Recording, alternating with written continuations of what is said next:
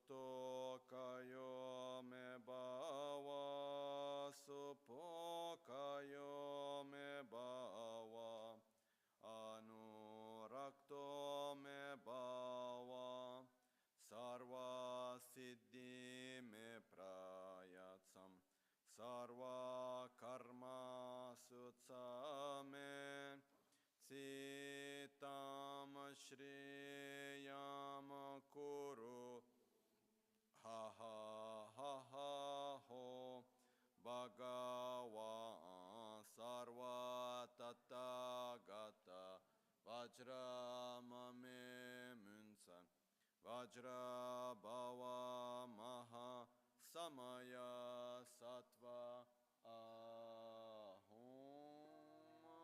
pe.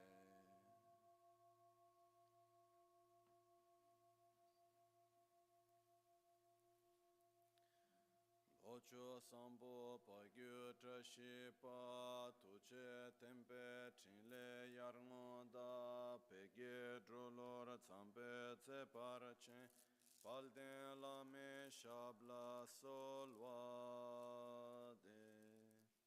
Omo a guru vajradara sumati munisha sane kar Uta Vardani Shri Bhadra Varsa Manya Sarva Siddhi Hum Hum Oma Guru Vajradara Sumati Munisha Sane Kar Uta Vardani Shri Bhadra Varsa Manya Sarva Siddhi Hum Hum Oma Guru Vajradara Sumati Munisha Sane Kar Uta Vardanya Shri Bhadra Varsa Manya Sarva Hum Dagi Jitsun Lama Tuje Che Nyamda Dala Tuje Siksu So Gebe Shesan Dala Tendo So Uyon Sungi Nawa Tsedu So Tsechi Nyingne Solwa Debe Tse Dechen korlo visu lekshune yila sambe dödön malupa gemel hungi drupra chingi lo soni sodan diktun shape tse dungi namke yinsu lekshune lapchen soni yonsu tsopadan chera nyetun changwara chingi lo chancho pargi nyinsen tukun tu niu peme siudru lekshune chancho drube gegen kunshishi Tingen de la drubra chinge lo dagi lo na che la chokpa dan che min samjur ngemba shiwa dan che dan tumbe dödön malupa beme lungi drubra chinge lo dorna tingne tseraba tamche dan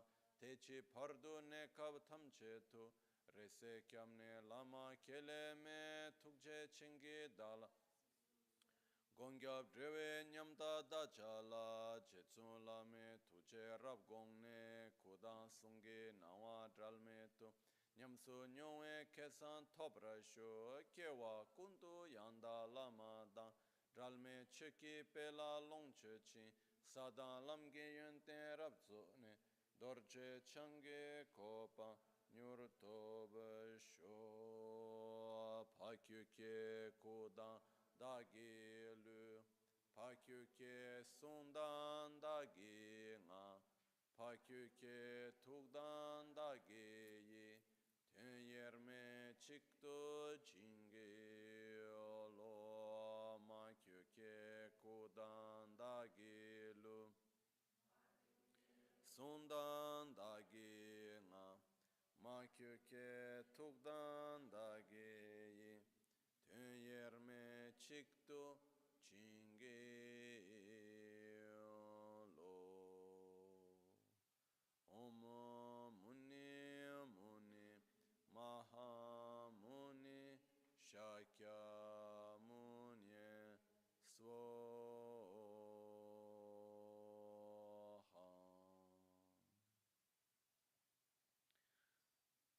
Sashipu ki choshime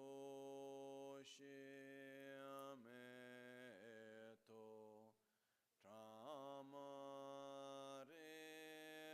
Rabalinga shi Nide Gyampa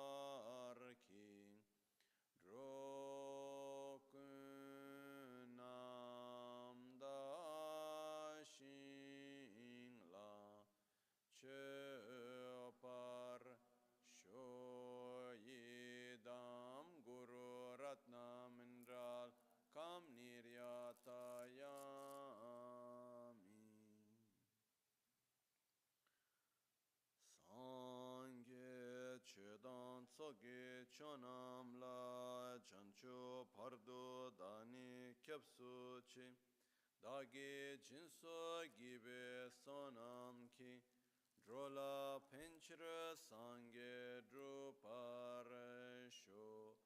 sange chedan tsogi chonam la chancho pardo dani kyapsu chi dagi jinso gibe sonam ki drola penchira sange drupar sho sange chedan tsogi chonam la chancho pardo dani kyapsu chi dagi chushe gibe sonam ki drola penchira sange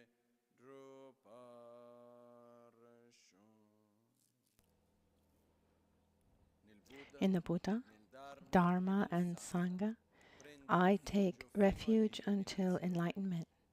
With the practice of generosity and the other perfections, may I obtain Buddhahood for the benefit of all sentient beings.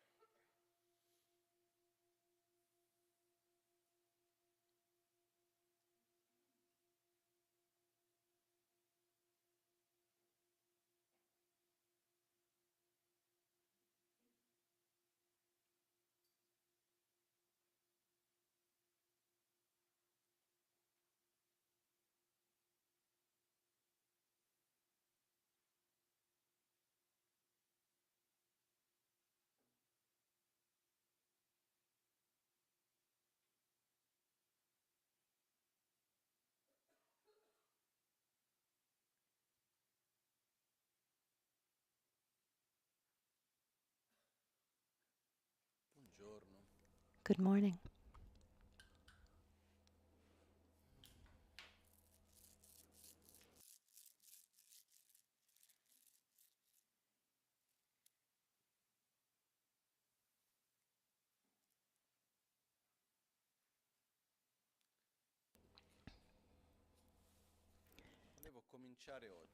I'd like to begin today with an image, an analogy. Let's imagine that we want to go on a diet because maybe there are certain types of food that are not good for us, or we want to lose weight, whatever it is. Let's imagine that it's a diet to lose weight. Or I'll use my own personal example. I have an allergic reaction to certain types of food, and so I need to avoid these foods that have provoked this chronic inflammation. So I need to, in this diet, I need to take away all milk products and a long list of foods I'm not going to bother you with or bore you with. But let's imagine that we're convinced that we want to follow this diet. The doctor really convinced us that our malaise has to do with the way that we eat, and we want to be well, and the doctor tells us you need to follow this diet. You need to stop eating these things, and you need to eat these other things. You need to eat in this time of the day, etc. So I trust the doctor. I want to be well, and I believe that I can. And so, with total determination, I want to follow this diet. I follow the diet. I do it. But with one small detail. One error. I follow the diet at breakfast. And at lunch and dinner, no. So, for breakfast, I don't eat milk products, but lunch and dinner. I eat all sorts of dairy products. But I'm following the diet at breakfast. Is that going to work? Why won't it work? Because even if at breakfast I eat correctly and I diminish the factors that create this inflammation in this case, soon after I do something that creates the opposite force. And so what's the probability that I'm going to be cured of this inflammation? Practically zero. So we have an inflammation, a chronic inflammation, that's called selfishness, self-centeredness. And we've had it for a long, long time. And our diet doesn't have to do with what we eat, but it has to do with our conduct of body, speech, and mind. And if we try to follow this diet, this training, during meditation, when we go to the center, when we're with the Lama, etc., and then during the rest of the day we don't. It's like following a diet, avoiding what we can't eat for breakfast, but then eating it at lunch and dinner and snack time. And so this fourth point is called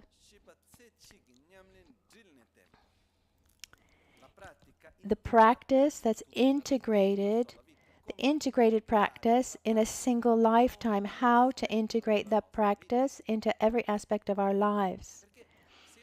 Because if I don't integrate this process of training in compassion and wisdom in every moment, in every aspect of my life, what happens is, and because there are moments where I follow this practice, so I do the Tonlen meditation, times when I remember a master's instructions and I apply them, and that's wonderful. But if we're lucky and we're able to use 20% of our time with the Lojong practice, that's already a lot. But if in the other 80% I'm in a neutral state, that's wonderful. But if in that other 80%, or let's add another 20% that's neutral, and 60% of an opposite attitude where we naturally practice the opposite attitude. So we take one small step forward, and then we're stopped for one step, and then we take a couple steps backwards. Actually, we go back to our starting point again and again.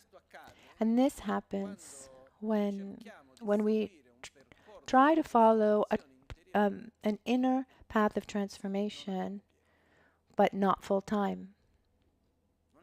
It's not possible to effectuate a transformation process of our being fully if it's not totally integrated. And sorry if I say it like this so clearly in your face. Maybe someone thinks, oh no, I can go to the temple, I can every once in a while feel something, I can recite mantras every once in a while. Of course that has an effect, because wherever there's an interaction, there's a transformation. But let's remember that our being, our body, our mind, in every aspect is malleable, and it transforms according to the interaction. And if I do two opposing forces, like not eating what's bad for me and then eating what's bad for me, it's obvious that it's difficult to change the state of my being.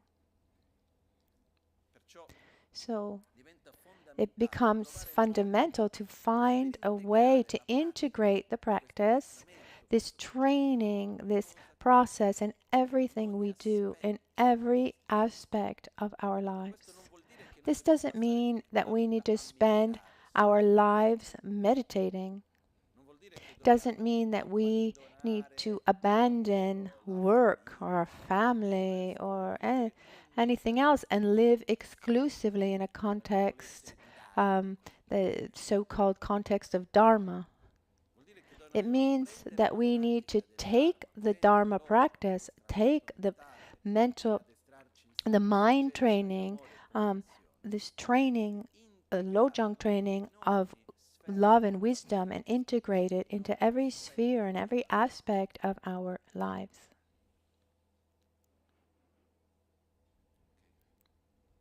Okay, that's why being so direct, what happens is this.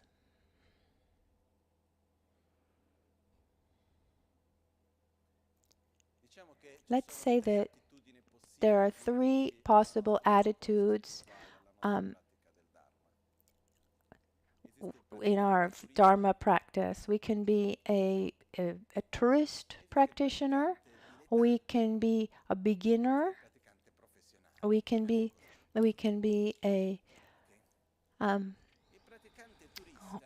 beginner, we can be practitioner, or we can be a professional practitioner, let's say. The tourist practitioner is the one who observes but doesn't play the game. It's not a criticism. I mean, it's fine. Also, you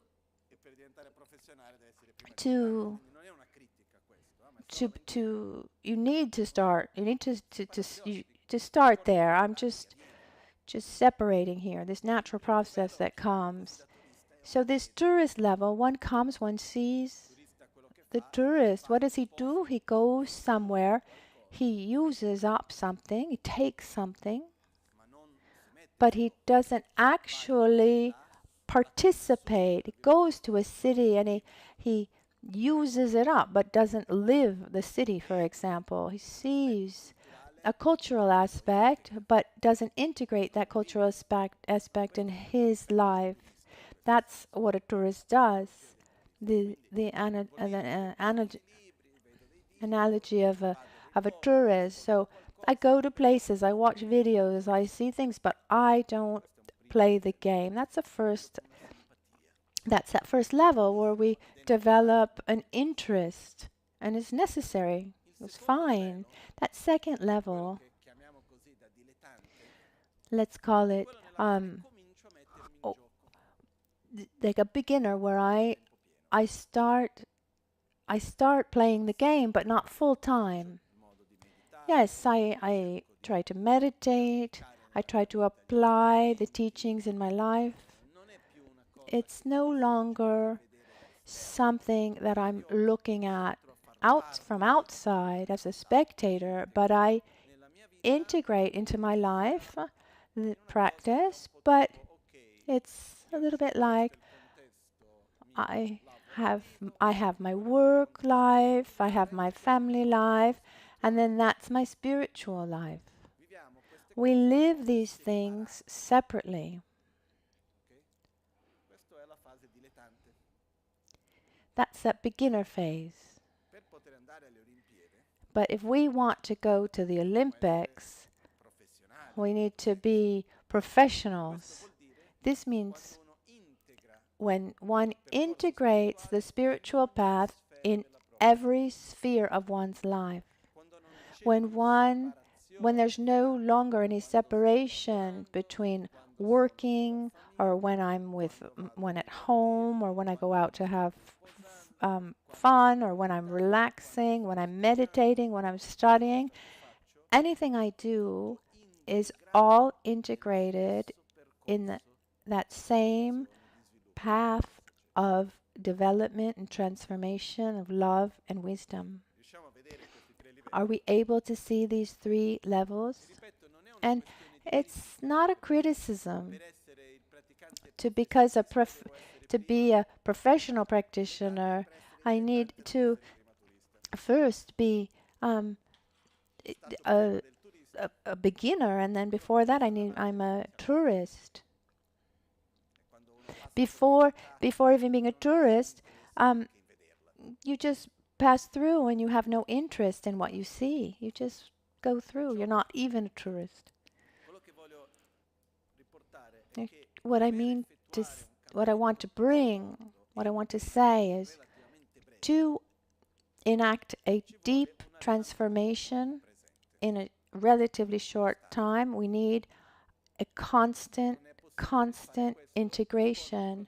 It's not possible to do a little bit here and then one stops and then a little bit there and then one stops.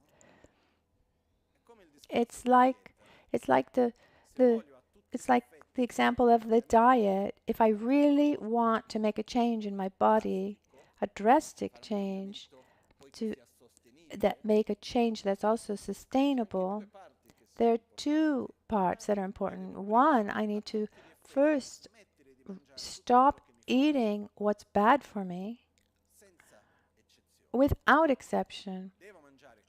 I need to eat what is good for me,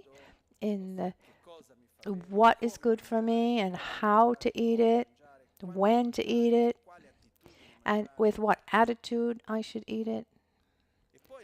And then the part that's even almost more difficult, once I reach a stable health, I need to maintain that diet for a long time to give stability to that state of health.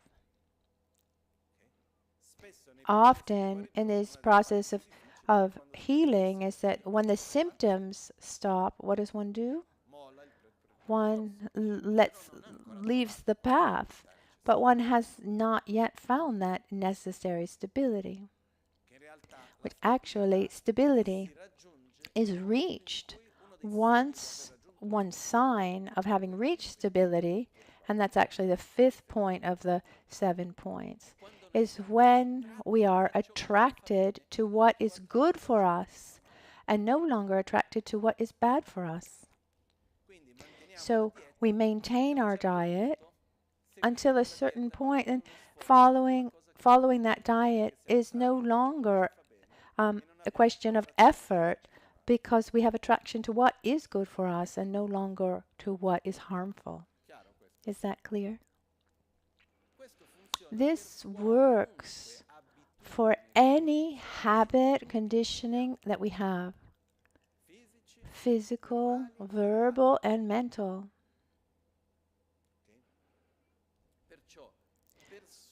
To overcome an attitude of selfishness, self-centeredness, to overcome our incorrect view of reality, we have to enact a path that where that path is present, omnipresent in every aspect of our lives. And it's not a commitment, how can I say? It's not superficial. It reminds me of a friend who has already left us, and I dedicate also to her. Her name was Patrizia Beninca.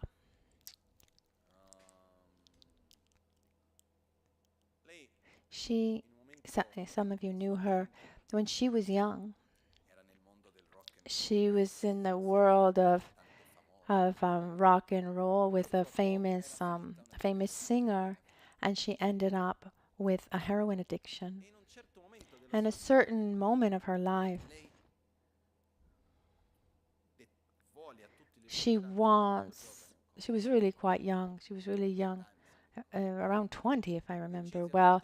She decided to really abandon this habit, and she went to a community in Canada dedicated to overcome this addiction, specific to heroin, actually. And she told me she was able to get out of this addiction, to abandon this addiction, but she told me that to get into this community, she had to go to a kind of gymnasium, auditorium, where there were all of the people that made up the community, and anyone who came in knew he would sit in front of everyone and would have to explain to everyone why they were there and ask to be accepted, and they couldn't enter until all present said accepted and said yes.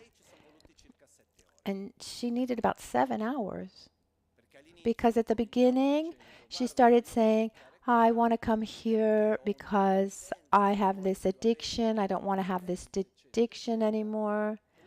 And the answer that they would give her is, we don't feel you. We can't feel you. We can't feel you. And at the beginning, she said that she started with a very, it was very cognitive and following a certain logic. But then after 7 hours, in trying to find all the correct argumentation and the reasons why she wanted to go there, and when she just left her ego at the door and deeply, deeply asked for help, at that point they said, we feel you, we accept you. And she says that if it hadn't been for that process, she would never have been able to follow that path, because it was so difficult. Because the ego is really playing a strong part.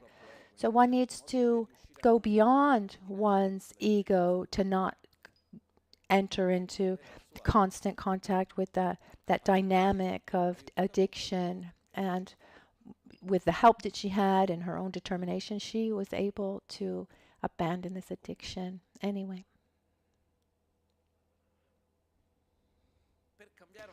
To change a habit deeply, we need to have a very, very strong determination. I mean, we have this addiction to our selfishness, to our self-centeredness. It's deep. It's present in every moment. So here's this process. We need a strong determination, like the process that she started. It wasn't like, oh, I follow for 2 hours, I follow for 6 hours, and then I set it aside. No, it was all the time. Either you really play the game or you don't. And that's why these teachings, this practice was held secret for so long. Either the risk is it stays on a superficial level if you don't actually put everything in. And so to be able to do that, there's this fourth point that has to do with the title is the integrated practice of a single lifetime, not just one. There's one in the Tibetan, but here when it says is a life that's integrated, which means that it's the practice that's integrated into every aspect of our lifetime. So not necessarily a single or one lifetime. It starts from determination, from awareness. And the text says,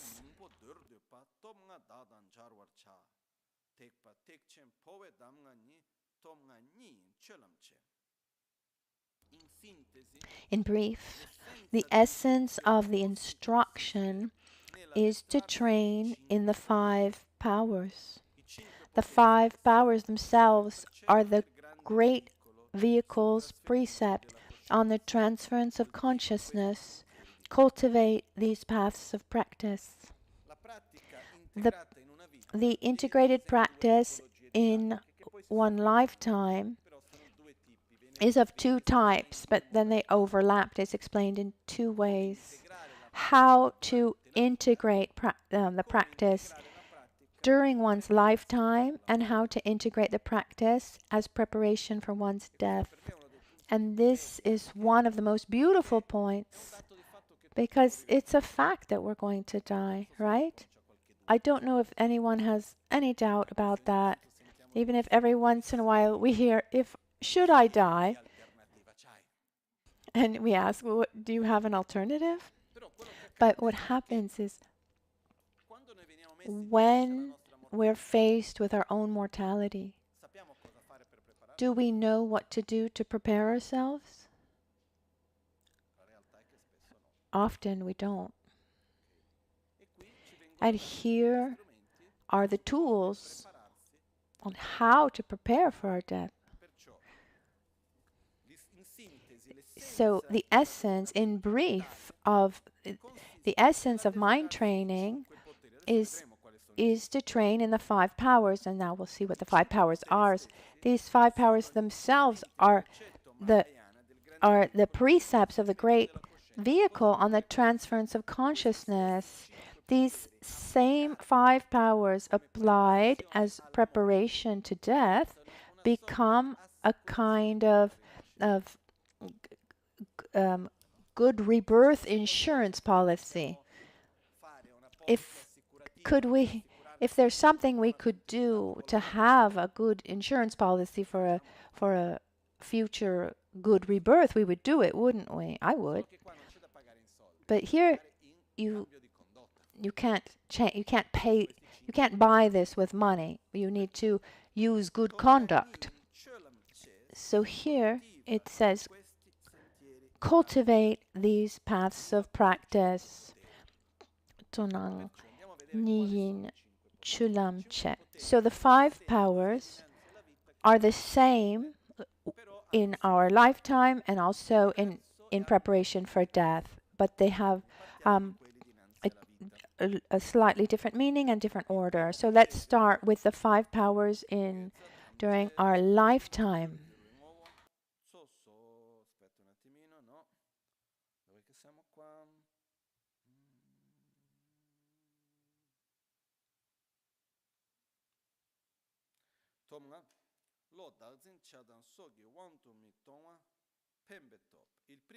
The first power is the power of intention. The second is the power of familiarization. The third is the power of virtue, or white seeds of virtue. Then we have, how many have we done so far? 3. The fourth power is the power of opposition. And the 5th power is the power of aspiration. So we have intention, familiarization, virtue, opposition, and aspiration. Let's see what these are. Let's look at what these are. The first, and this is the order when we're looking at our lifetime. And then we'll look at these same 5 powers in preparation for death. So the first of these is the power of intention, Pembe Top.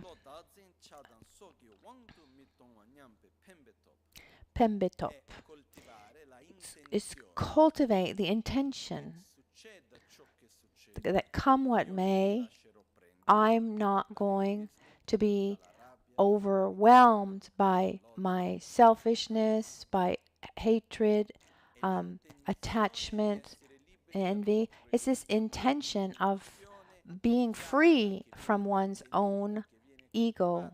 It's a clear intention that we bring to every situation, come what may.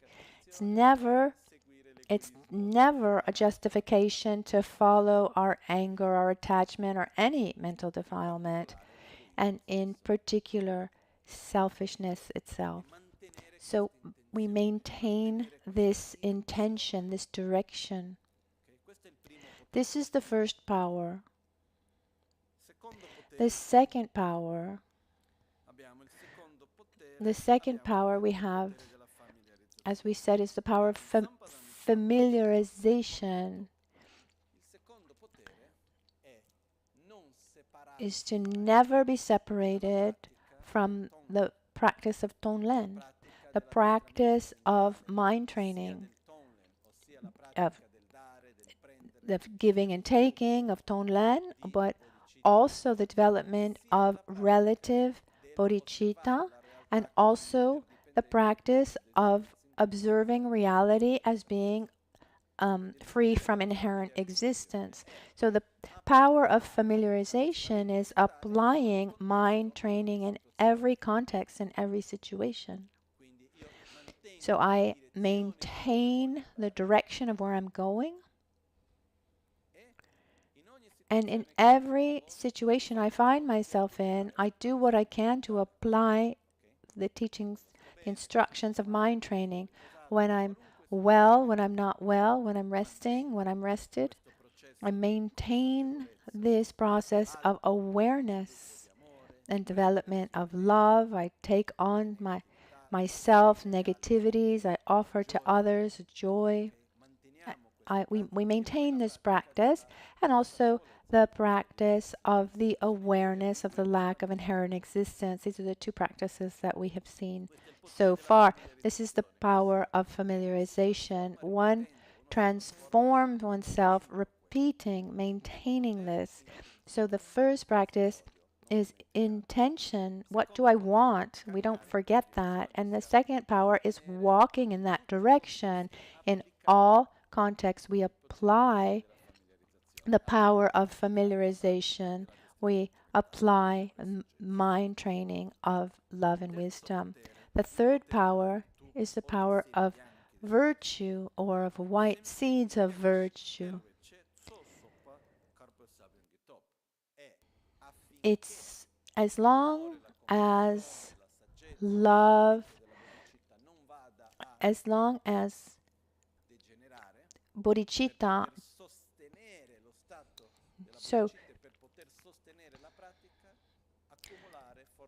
So to keep the bodhichitta from deteriorating, we with awareness, we enact positive actions to maintain and uphold that positive mind. So actions that diminish suffering and increase well-being. Actions that diminish suffering or help avoid suffering, and actions that become and also avoid the causes of negativities, and also to do virtuous actions that give positivity, happiness, and are the causes of positivity and that are beneficial. The fourth is about opposing selfishness itself, and what comes from ignorance. So no matter what happens, it's never a justification to be taken by a mental defilement, to be overwhelmed by selfishness. It's an inner attitude of opposition to selfishness, an opposition to ignorance, opposition to anger, hate, etc. That's always present. So on one side, I want to reach this great state of altruism and get out of samsara. I maintain what I want, and together with the intention, I maintain this familiarity by practicing, and at the same time, I maintain virtuous actions to sustain the practice itself. And on the other hand, I make sure that I'm not taken by any negative actions. No matter what happens, I am ready to oppose any kind of negative habit or action and selfishness itself. And here we get to the fifth and last power, which is the power of aspiration, sometimes translated as the power of prayer.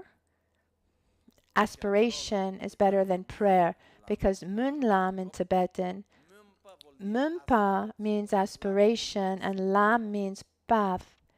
So this often it's translated as a prayer, but the word prayer in our culture makes reference to a request. And here we're not asking for anything.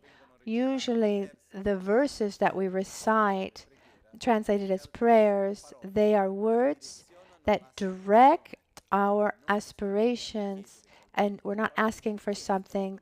So Soldab are verses of request where we ask for blessings or whatever. But Munlam in Tibetan is the path of aspiration. So I prefer to translate it as the power of aspiration and not the power of prayer. What's the power of aspiration?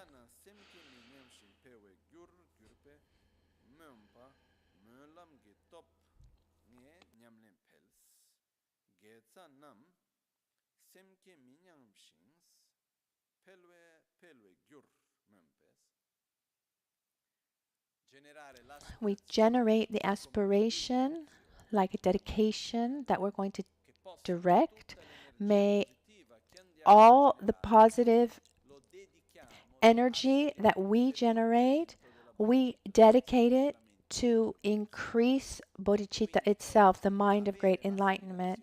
So it's having the aspiration that everything we do, all the positive energy that we generate, may it sustain this path of development of love and wisdom so that I can reach Buddhahood for the benefit of all beings.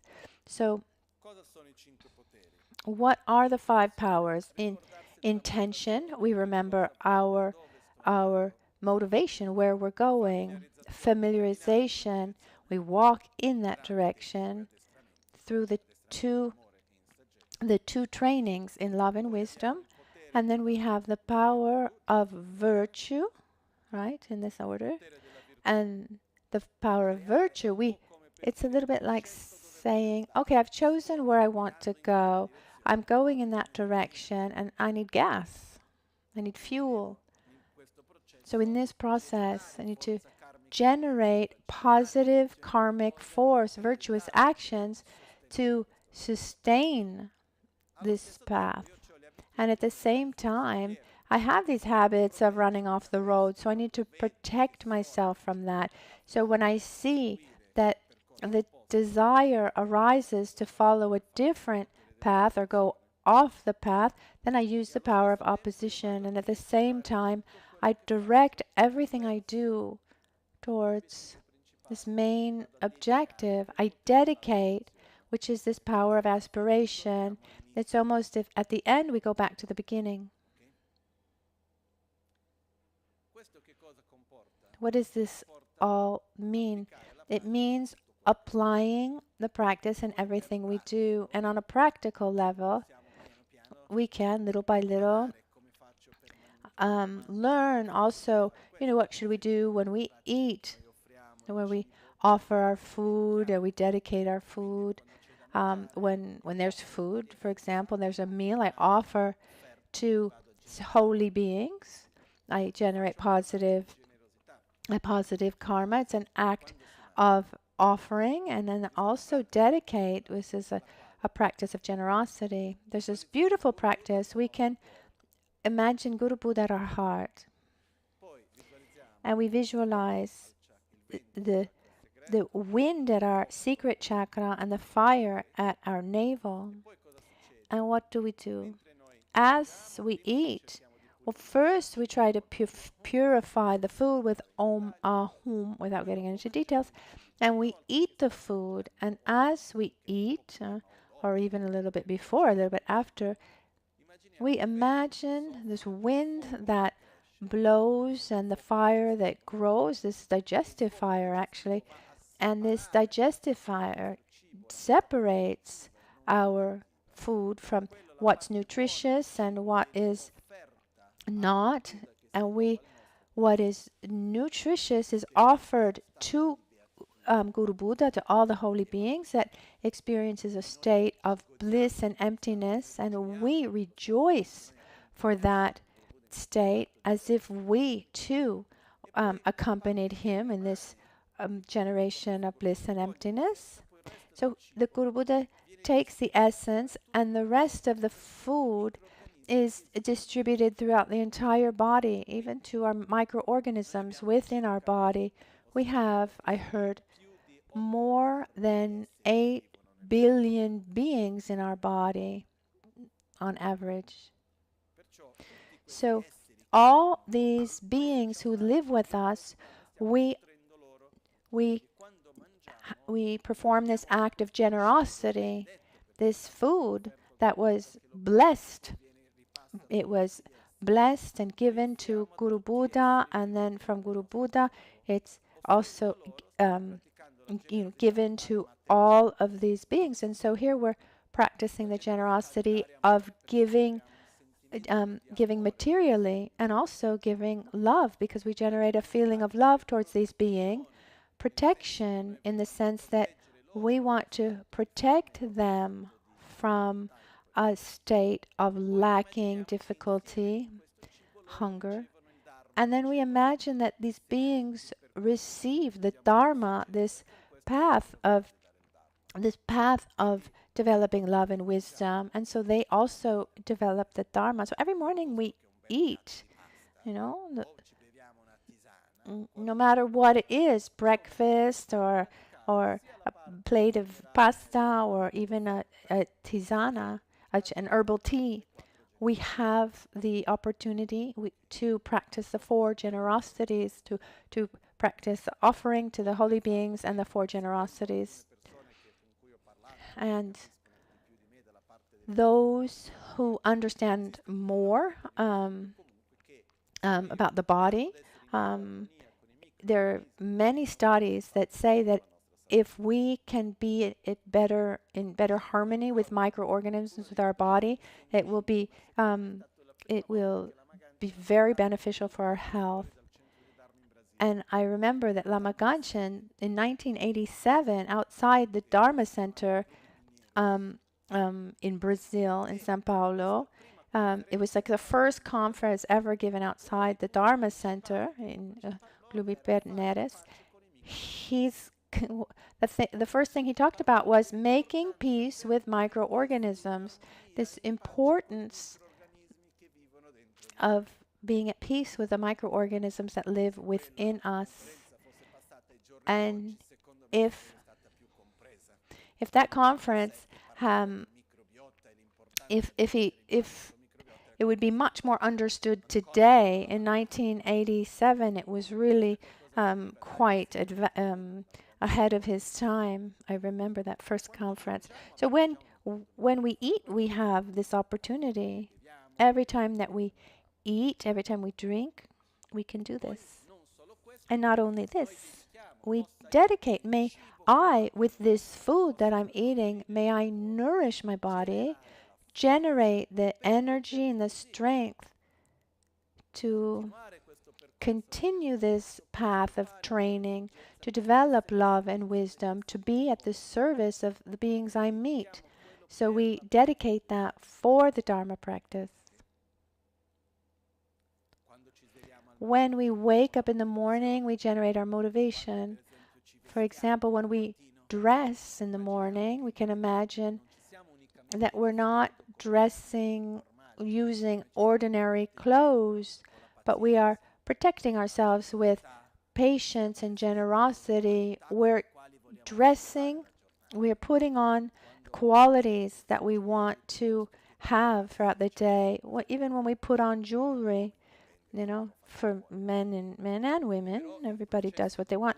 But even this process of putting on makeup or putting on jewelry, preparing oneself for the day, is a moment where we prepare ourselves not only externally but internally. One adorns oneself with generosity, with love, with patience, with enthusiastic effort, with concentration, wisdom, with humbleness, with kindness, as if the jewels, our jewelry, also are elements that adorn our qualities. And during the day, for example, at work, we're at work.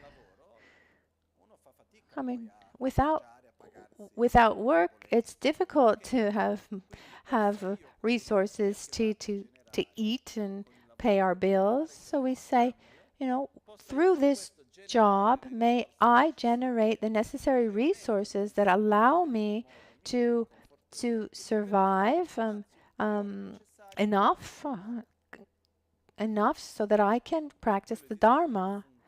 So our job is at the service of our practice, and everyone we meet, everything we do, if we do it with this practice of training, of patience and enthusiastic effort, wisdom and love, it becomes part of our path, part of our practice. When we go to sleep, if one goes to sleep with a virtuous attitude, we can imagine that our cushion is like the lap of one's own yidam or guru, or can be Tara, Buddha, one's own guru, and one sleeps in the lap of his guru, yidam, and with the mind that we are inseparable from Guru Buddha or Buddha Yidam, and we try to fall asleep with that state, maybe reciting a mantra or listening to teachings that's bringing our mind to something we want to develop, because the state of mind with which we fall asleep then strongly conditions our mental state throughout our entire sleep. So if we can fall asleep with a virtuous mind, a large part of our life is covered. Obviously, if we fall asleep distracted or full of anxiety or anger, we will be nourishing that part of ourselves all through the night. These are a few examples of things that we can do during the day. When we feel something pleasurable, we dedicate it. If we have some kind of difficulty, we also dedicate praying that all beings be free of similar suffering. So we spend our day really integrating this practice into our daily conduct, up to dedicating everything to bodhichitta, to enlightenment. So these are the 5 powers to apply in our lifetime, to apply during one's life. And then there are also the 5 powers in relation to death. The 5 powers in relation to death are about actually preparing ourselves for death. Here's a question for you.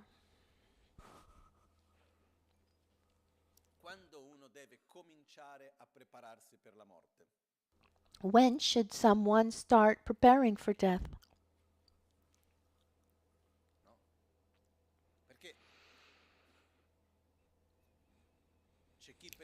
There are those, for example, who has a kind of a kind of certified letter from the Lord of Death when you get a terminal diagnosis. But we don't all have this, and I don't want to use the term luck because it seems like it's lacking respect, but we don't have this opportunity because many people just die like this.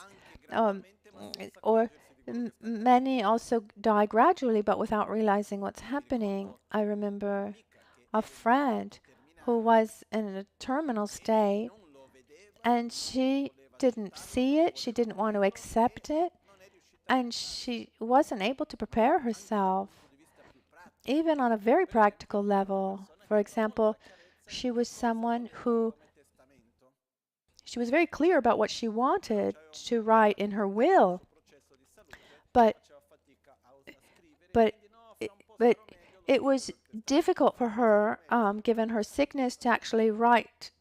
And she would say, "Oh, when I feel better, I'll write it all down." And unfortunately, she never did, and her desires were not respected after she passed. So when should we actually start preparing for death? Actually, as soon as one develops the awareness that one will die. That's the starting point. And for this, I ask very sincerely, when will we die? When are we going to die? No, I ask you a first question. Observe and give yourself an answer, but not immediately. Wait a little bit.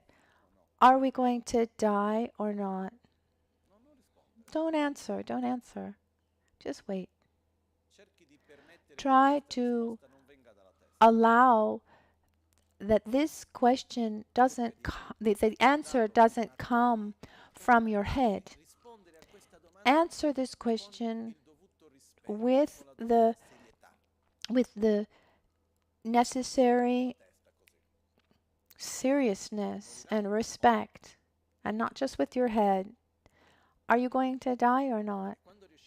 And when we're able to feel that this answer comes from our gut and not from our head, and with the right seriousness and respect, one is able to get to the answer yes. If we're able to get to the answer yes, then we can't stay the same as before. When we answer yes, I'm going to die, and that comes from our head, it's like saying, oh yeah, and then this is for lunch, and today is this day of the work, the day of the week. Or it's like when someone asks you, oh, how are you, and you say fine, but usually that's just a superficial answer. Instead, ask ourselves, am I going to die? And if someone answers with the right amount of seriousness and respect, given the importance of the question, then one can't remain the same as before. So starting then from this answer yes that comes from deep within, the question is when? Here too, there's no hurry to answer. We're not talking about something banal. We're not talking about what time lunch is. Is it 1 o'clock or is it 1:15? Maybe it's 1:30. No, we're talking about something very serious. Why is death such a serious argument, such a serious topic? I mean, dying is not the point. I mean, we're all going to die. We've done it infinite number of times, and everyone's able. So you don't need to prepare yourself in that sense. The problem is not dying, but we're talking about how we die. Because the moment of death is a moment when a psychophysical reality ends and it creates the conditions for a new reality to arise. And when this new reality arises, we need to live that until it's the past one is past. So this passage is fundamental because the way in which we die, it doesn't determine everything, but determines most of this new cycle that we're going to live afterwards.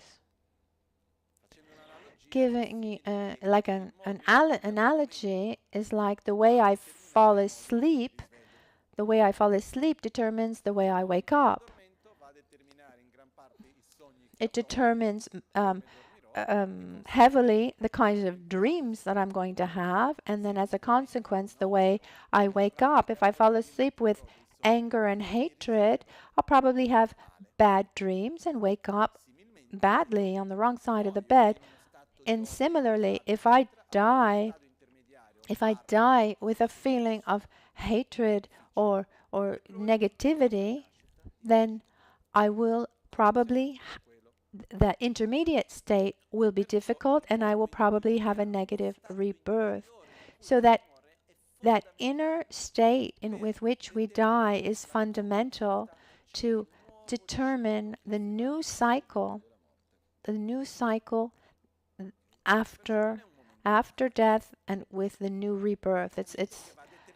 It's a moment that will determine a lot of what then comes after. And I don't say everything, but a big part. Now we'll give more details. So I'm going to die. What does that mean to die? And here too, when I ask you, are you going to die? We should define what we mean by death. For me, death is when the gross or coarse body ceases having the conditions to sustain the mind or soul, whatever you want to call it. So the coarse and the subtle body ceases to exist, and the subtle and very subtle, and then the very subtle mind together with a very subtle body leaves this coarse and subtle body and mind. So dying is dying well, preparing to die, so that death itself is an amazing opportunity for spiritual growth, because if we're able to do it with a positive mind, when we're entering in contact with the very subtle part of our being, instead, in our culture, if we write, for example, death in any kind of search engine on the internet, all sorts of images of like scary, dark images come. Instead, when I think of death, I think of beautiful, englobing light, because that gross mind at that moment loses strength, and the very subtle mind gains this energy. And then when the subtle mind ceases, and the very subtle mind manifests based on the last thought that was had. And so that last thought that we had before death is fundamental, because it determines the state of the very subtle mind, which then determines the type of rebirth. So when will we die? We don't know. We really don't know. Not knowing when we're going to die, we need to prepare right away. I don't know how many of you have that certainty. Oh, I'm able to die with a virtuous mind, a healthy mind, strong mind. I have no problems about that. if one has that inner certainty, you have all my respect. If we don't have that certainty, we need to prepare. And the good news is that there are very practical things that we can do that are not difficult in themselves. They're simple. And we can all do them. And these are the 5 powers in the face of death. And as Geshe Chekawa says, and this is also found in the Guru Puja,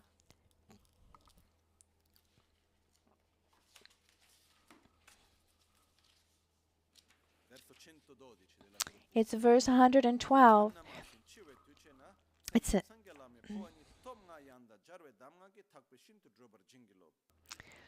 Should we not have completed the points of the path at the time of death? So which means if at the time of death we haven't realized love, compassion, wisdom, but because if you've realized them, then there's nothing to worry about. But if at the time of death we have not completed the points of the path, we seek your blessings so that we may be led to a pure land.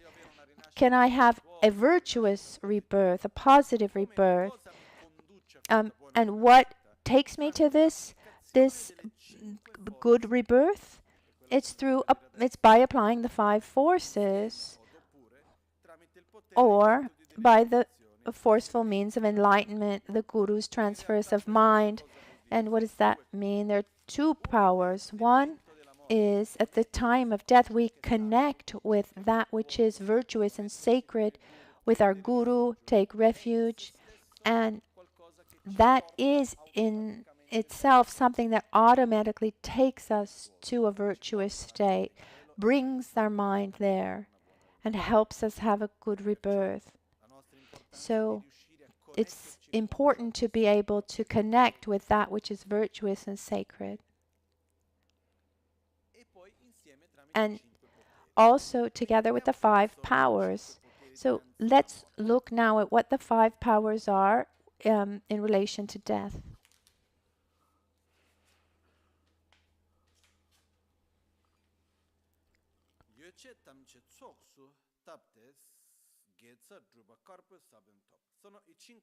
The 5 powers in a different order. The first of the 5 is the power of virtue, or white seeds of virtue.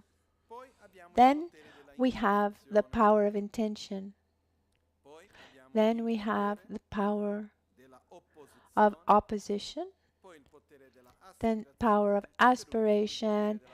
And then the last one is the power of familiarization. So the order and the meaning is also a little different. So virtue, intention, opposition, a power of aspiration, and the power of familiarization. Let's start from the first. The first power of virtue has to do with material things,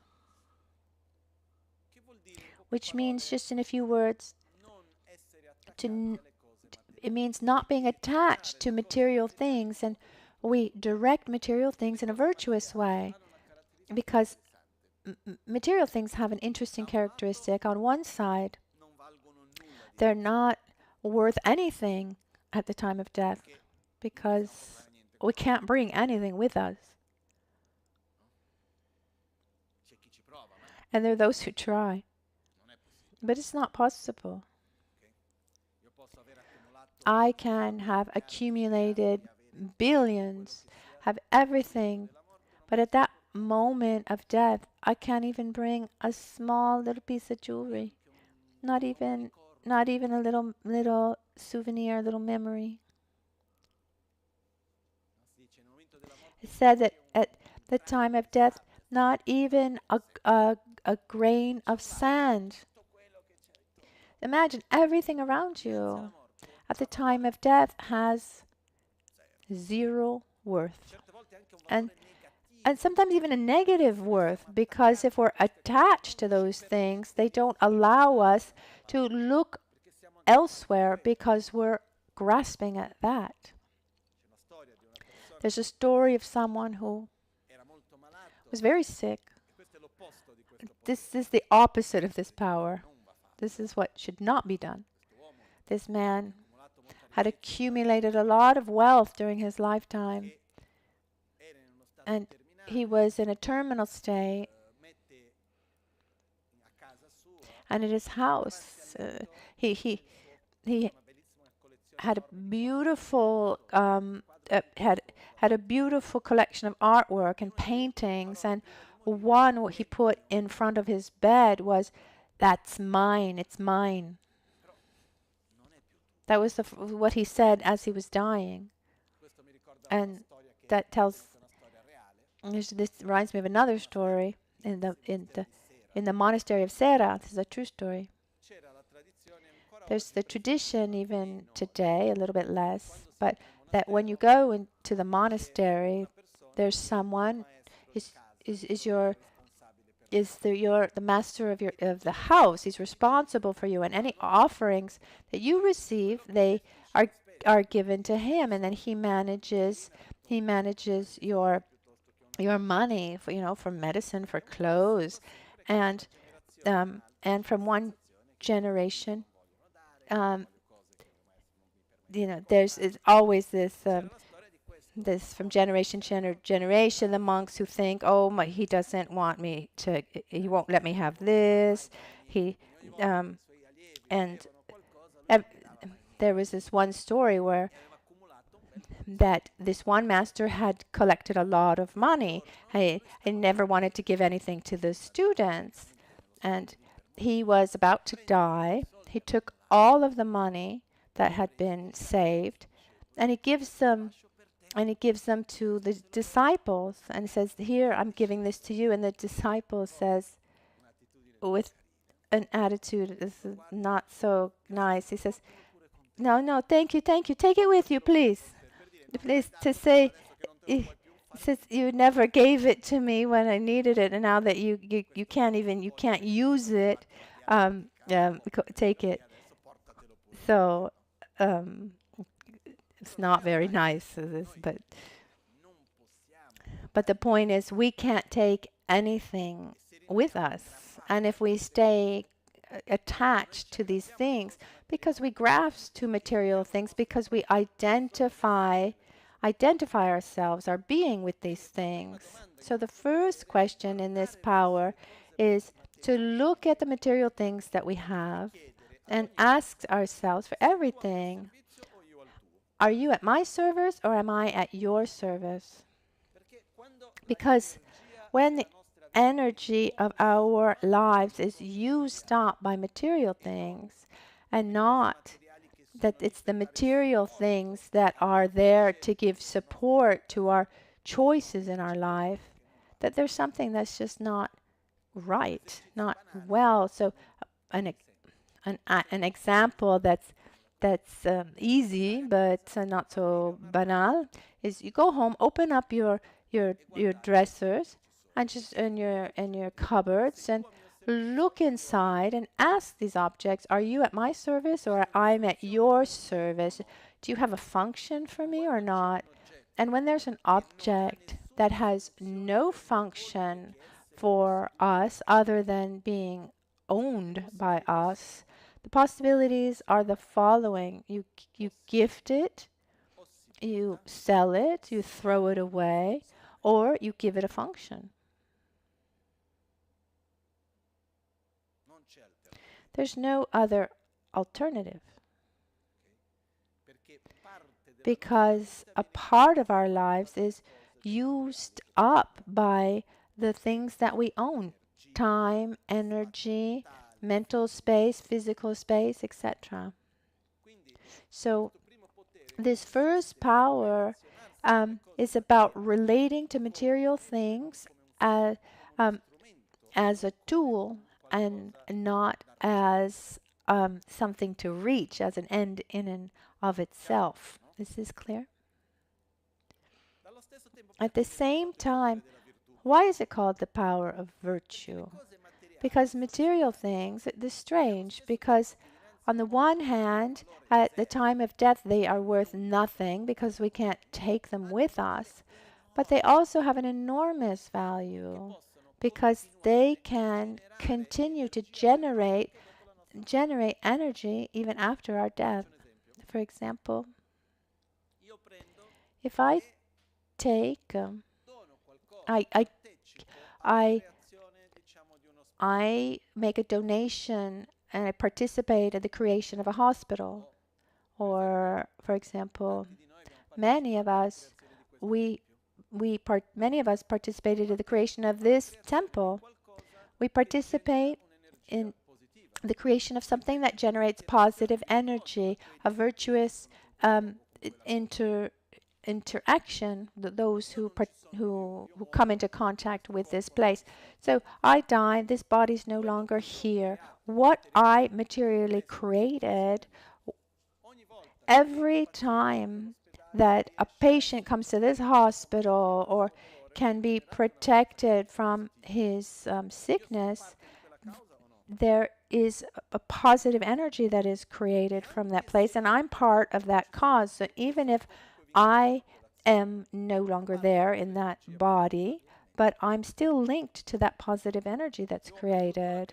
If I help for the creation of a sacred place, every time that someone perceives a benefit from that sacred place, me having participated and participated in the creation of that place, I participated in the creation of the cause.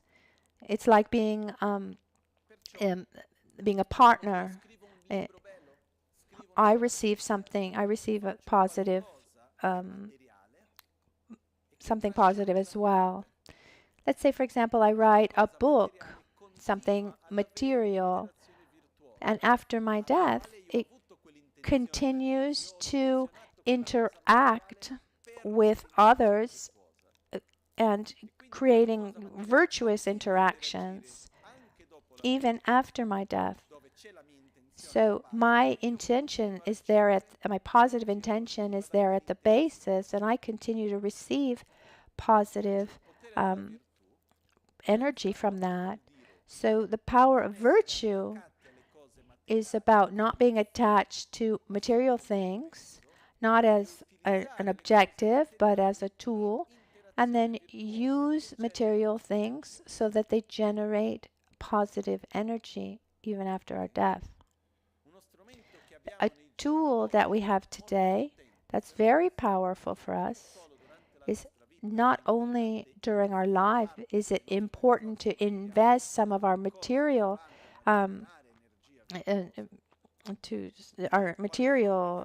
things that generate virtuous things, so they help avoid suffering, or keep from suffering, or increase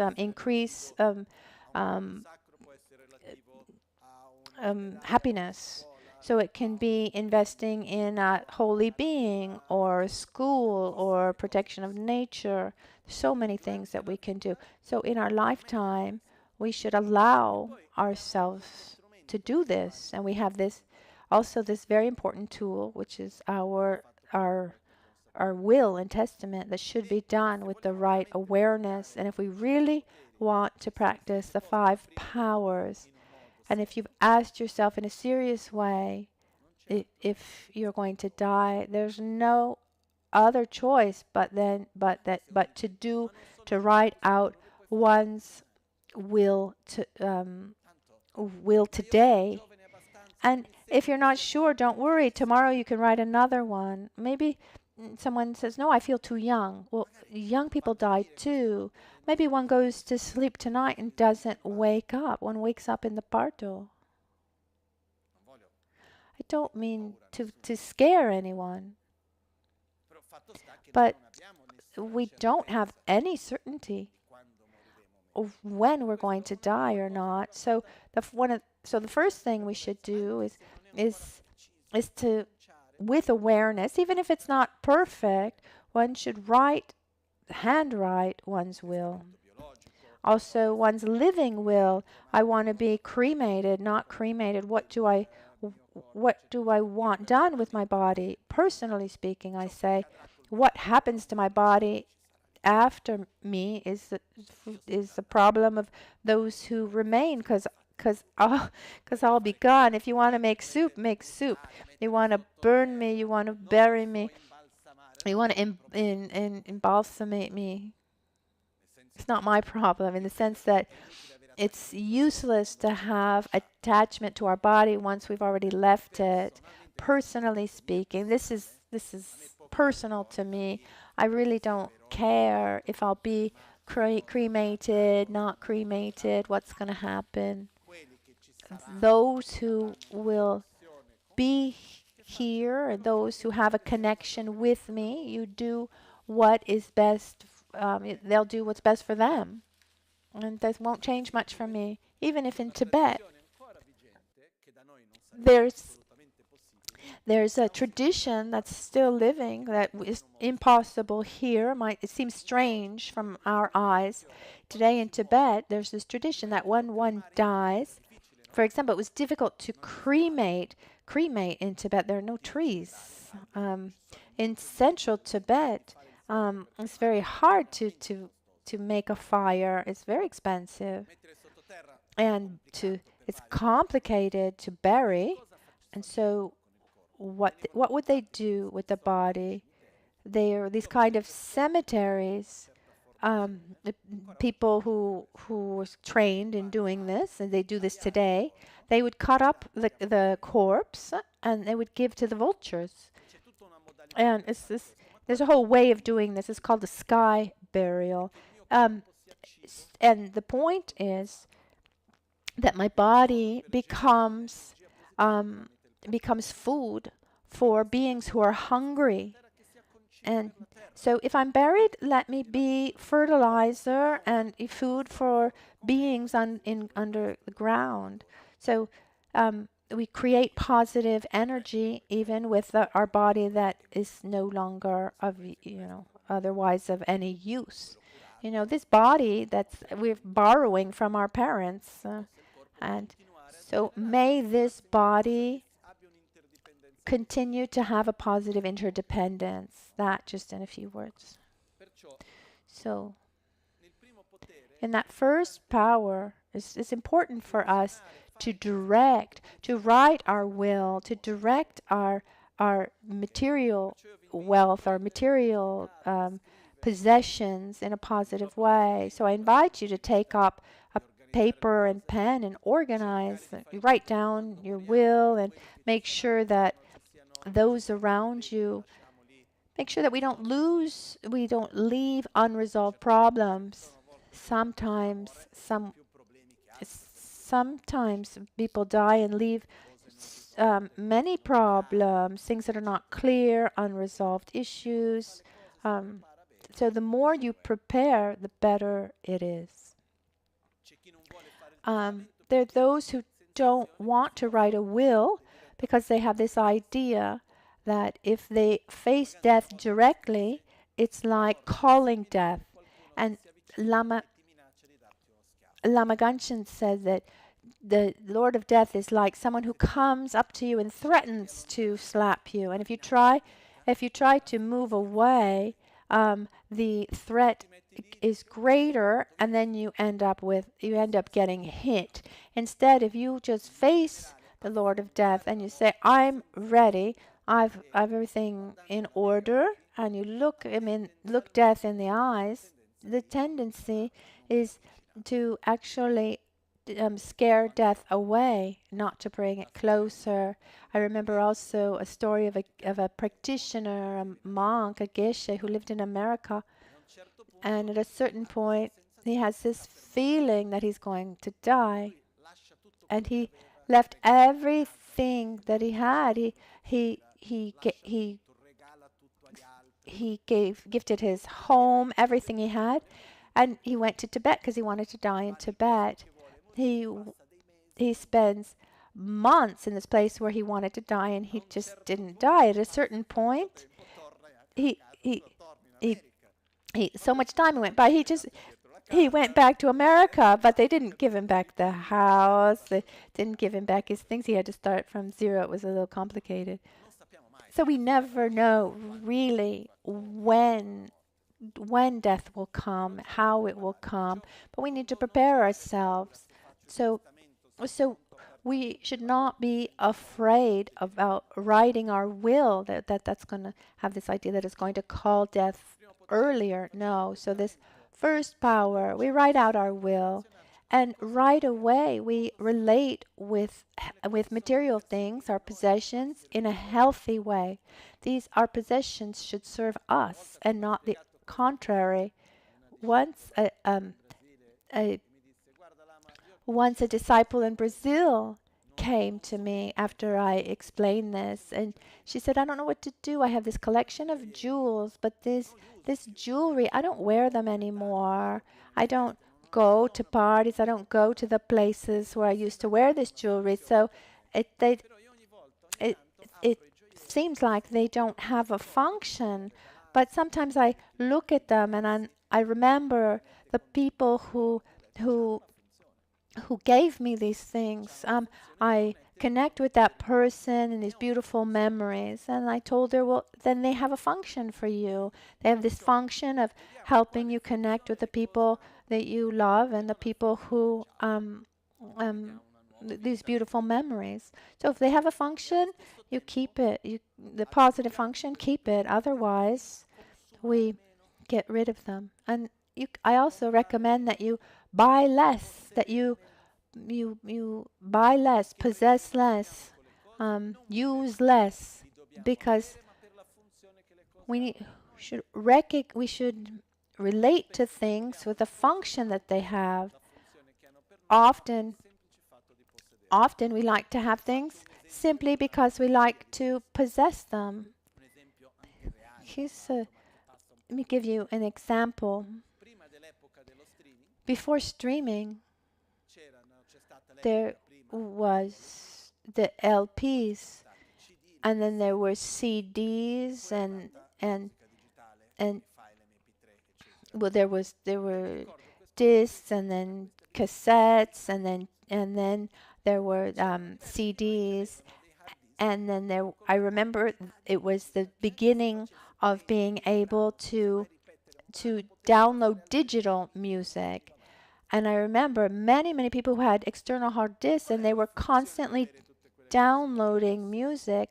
So much music you'd never be able to listen to it, even if you lived 5 lives. And the point was possessing that music and not really using it. That's just one example. The point is, what I have should have a function, and I shouldn't be a slave to the things that I own. This is the first power, and it's not that difficult. The 5 powers become deeper and more difficult as we go on, but they're all possible. Is the first one clear? Okay, let's go on to the second one. Traditionally, when someone would die, at least a third of what he possessed was given to virtuous things. There was this view, and there was this habit that if I want to make an offering following this logic, it's better to offer, for example, better to offer to this center that cooks every day, to people, instead of physically giving food. So it's better to give to the hospital instead of giving the medicine, to once to someone. Because if I'm offering to a hospital, it's like pouring a glass of water into a great lake, and then every time that you take water from that lake, there's some of my water in there too. So everything I give to a hospital, everything after what the hospital gives, is I'm benefiting as well. So So it's important to to to think about our nature, our environment, hospitals, schools, spiritual centers. It's also, of course, things to do, connect with institutions and realities that touch us. The second power is the power of intention.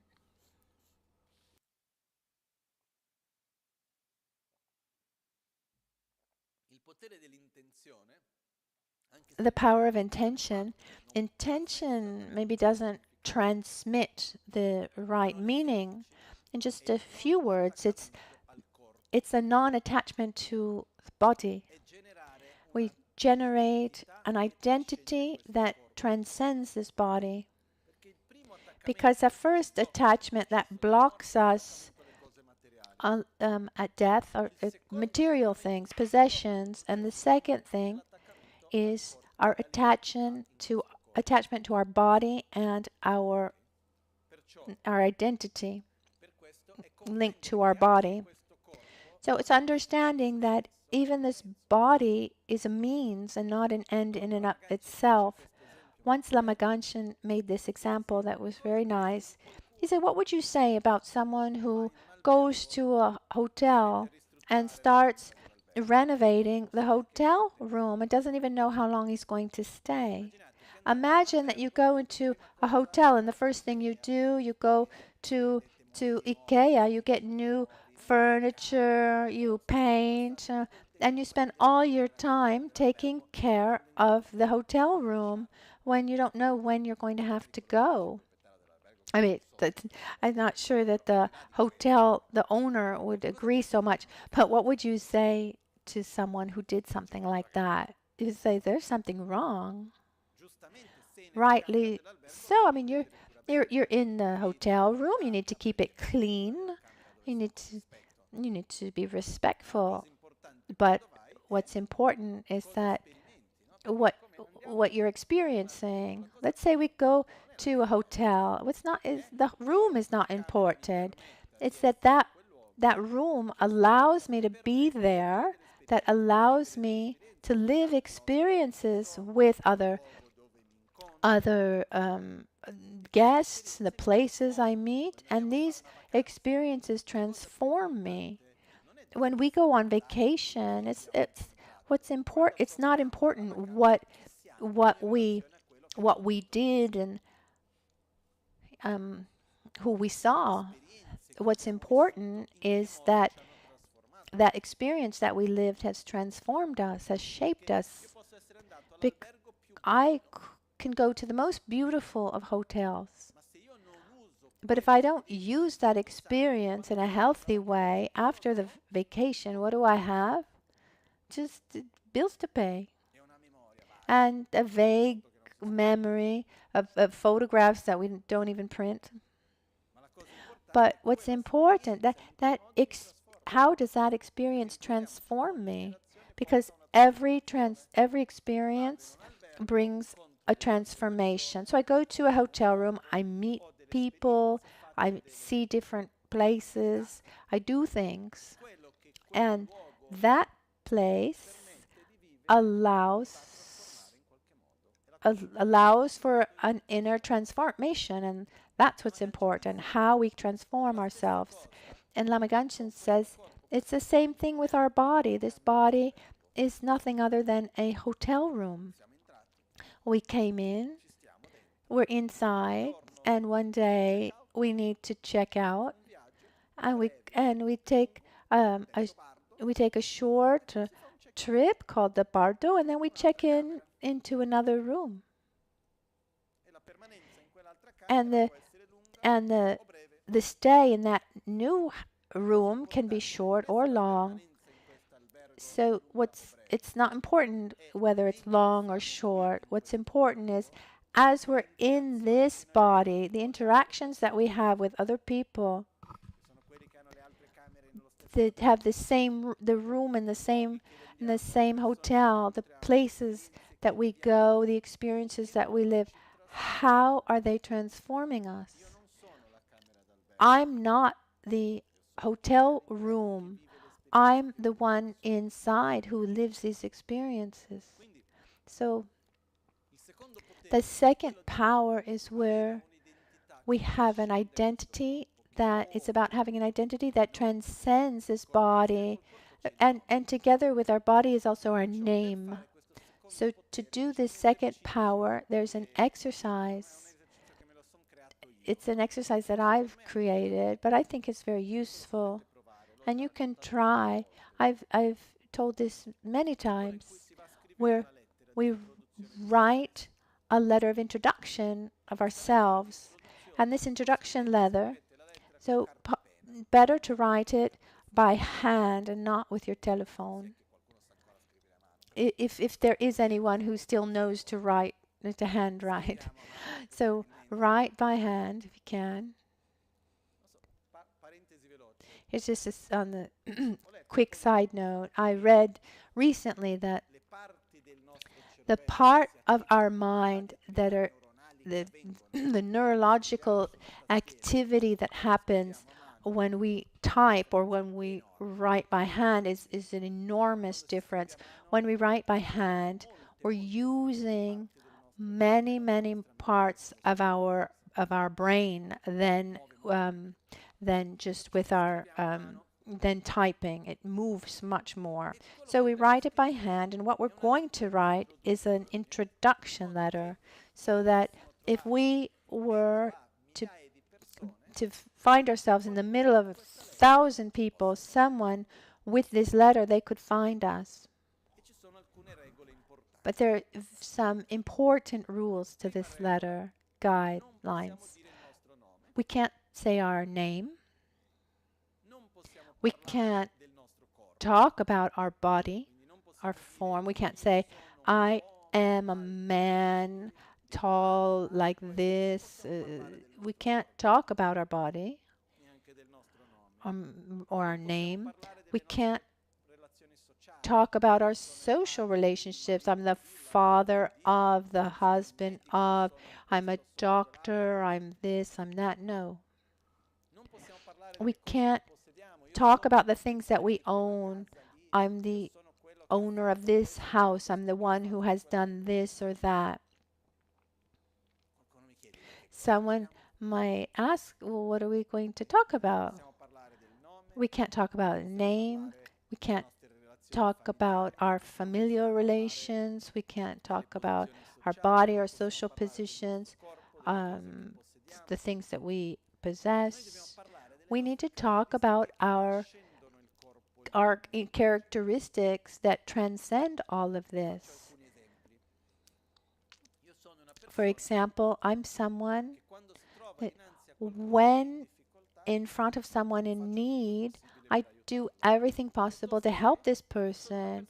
Or I'm someone that when someone's in need, in trouble, I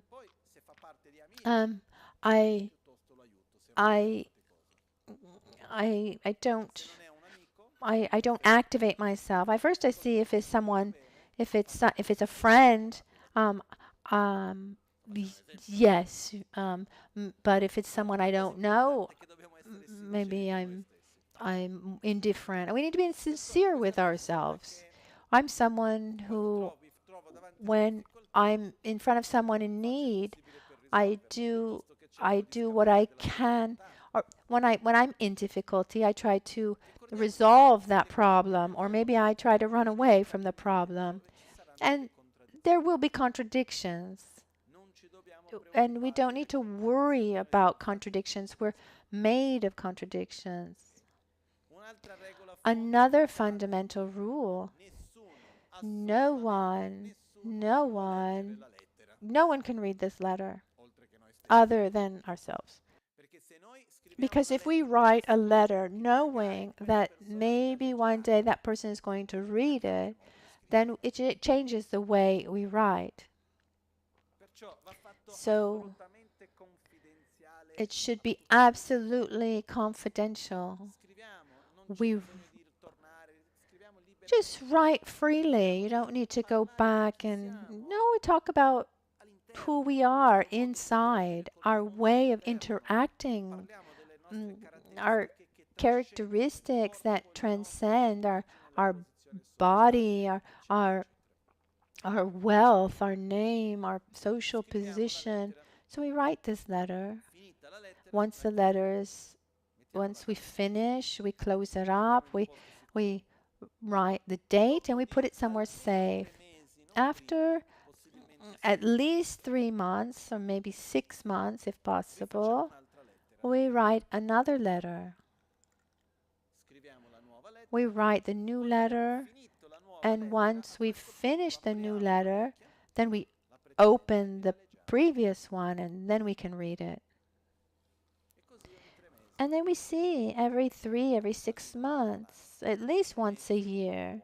I think 6 months is a good amount of time. And what does this exercise do? Gradually, I generate a view of ourselves, an identity that transcends the external. We'll see things that have changed, things that haven't changed. We'll see that maybe before in certain situations we would get upset, and now we've developed more patience. Maybe we give more importance to something that now we don't give any importance to whatsoever. And then it gives us the opportunity to look at ourselves beyond and create a description of ourselves so that others would be able to find us as well. An identity that transcends this body, because if we have an identity that is strongly connected and depends strongly by our name and our image and what others think of us, our social position, the things that we possess, etc., etc., these are things that are linked exclusively to this life, and when we die, they stay here, and it becomes very difficult to face death if we base our identity on those things. Is that clear? Not impossible, but it's possible. It's not impossible, but possible. So the first power was easier. This is a little more difficult, but not impossible.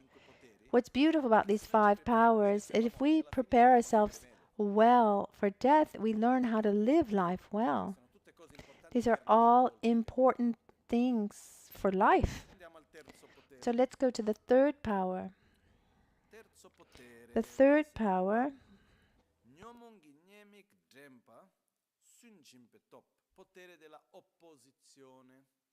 is the power of opposition. The power of opposition is similar to the previous one, where we generate the force of opposition, total determination to not follow our mental defilements, where we say, come what may, I'm not going to be taken by anger. Regardless of what happens, I'm not going to be taken by envy or jealous. I need to die. I'm going to die. Why? I'm going to use up my positive karmic actions by generating negativities, negative minds like jealousy and envy. I don't have any space, no time for any of that. So we oppose strongly these inner negative conditionings to assure ourselves that at the moment of death, we're not going to fall into that trap. Because how can I be sure that at the moment of my death, I don't fall into an angry mind? By training now and having this strong determination that no matter what happens, we never get angry. And this is also part of making peace with our past.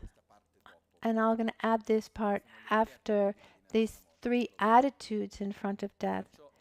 So this third power is this power of opposition, where we, in just in a few words, we ask ourselves, what do I have today that I don't want to take with me after my death? Imagine we're in that hotel room. We look at our suitcase, we look at the things in our suitcase, and we say, okay, what are the things that I don't want to take with me to the next hotel room? We look within after having observed beyond the body, and everything we see, we ask ourselves what we don't want to bring with us. These are the things we need to oppose, because the only way to be sure that I don't bring them is by really dropping them in this. I've already said, for example, that I don't want to be reborn lazy. Because when we see a child who's born, for example, do children, are they born with their own character, or are they just a white canvas? Those of you who've had more than one child, or even just one child, you know this well. To observe ourselves.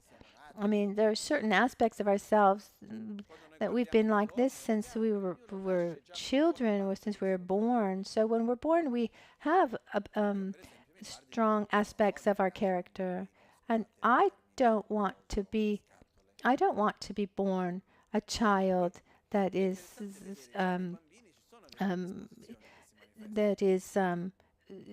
tiresome and I want to be a kind, balanced, joyous child.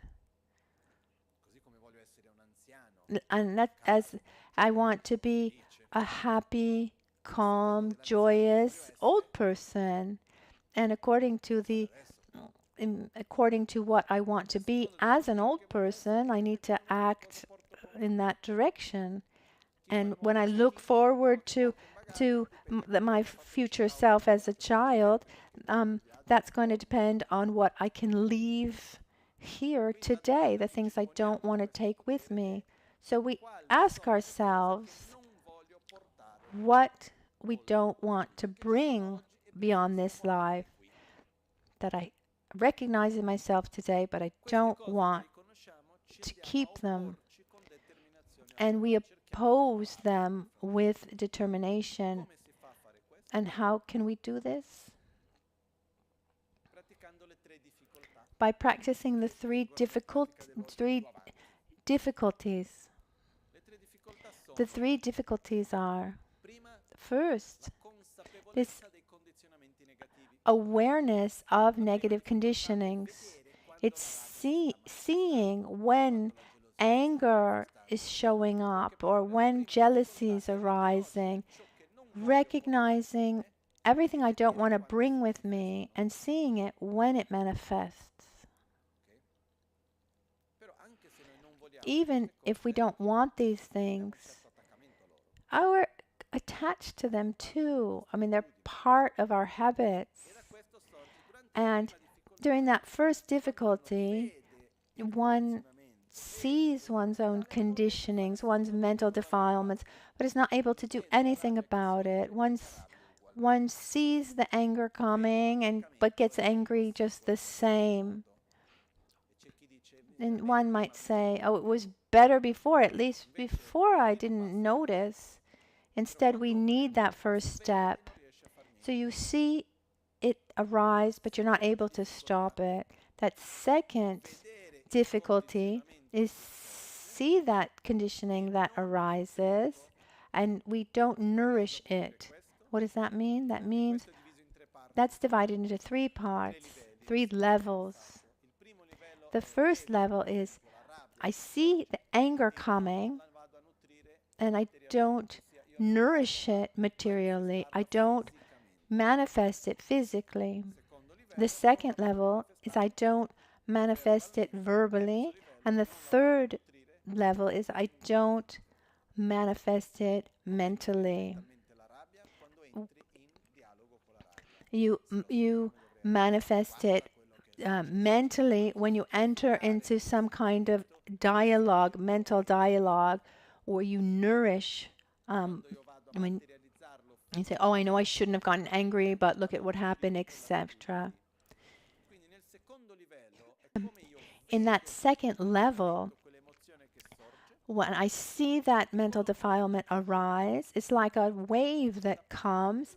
I move away and I let that wave just go by. And remember, it's impermanent. It will pass. Have you ever seen someone get angry and just outrageously angry and remain in that state forever? I've seen people get angry, but sooner or later it passes. Maybe it lasts a couple days. Maybe someone goes to sleep and they wake up and they're still angry, but sooner or later it passes. So we see that negative emotion that arises. And as it arises, we create some distance. Say, I am not that. I don't need to follow it. And we let it pass, so I don't nourish it. First we do it physically and then verbally, and then we're able to do it even mentally, remembering that it's merely a conditioning of our past. The third difficulty level is giving continuity to the second. Because normally I don't follow that emotion, but then sooner or later, I get overwhelmed by it. I follow it. So if we see that negative emotion arise, I see that conditioning. I don't follow it physically. I don't act physically, verbally, or mentally taken by this emotion. But then once I relax, then I fall into those bad habits. That's normal. But that third level is being able to maintain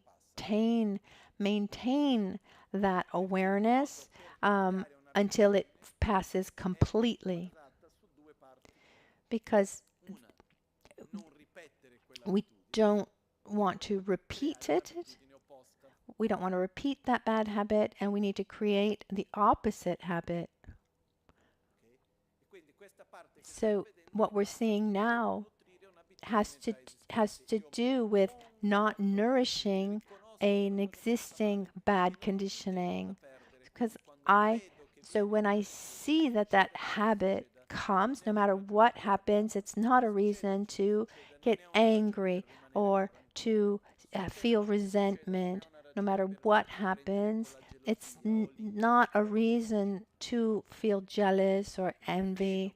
I see that emotion. I accept that emotion. It's part of me, but I just let it pass. Every time a negative emotion manifests and we're able to maintain our stability without nourishing it, when it passes, it ends up being weaker than before. Every time a habit arises but doesn't find the space to actually manifest fully, it weakens. Every time a negative conditioning manifests and is nourished or is followed or we act upon it, it becomes stronger. Is that clear? So this is the third power, this opposing what we don't want to take with us. The fourth power, where are we?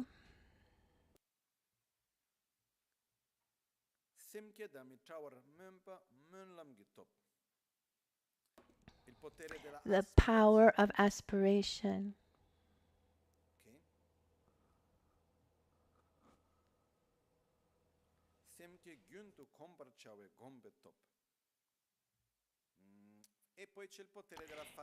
And then there's the power of familiarization.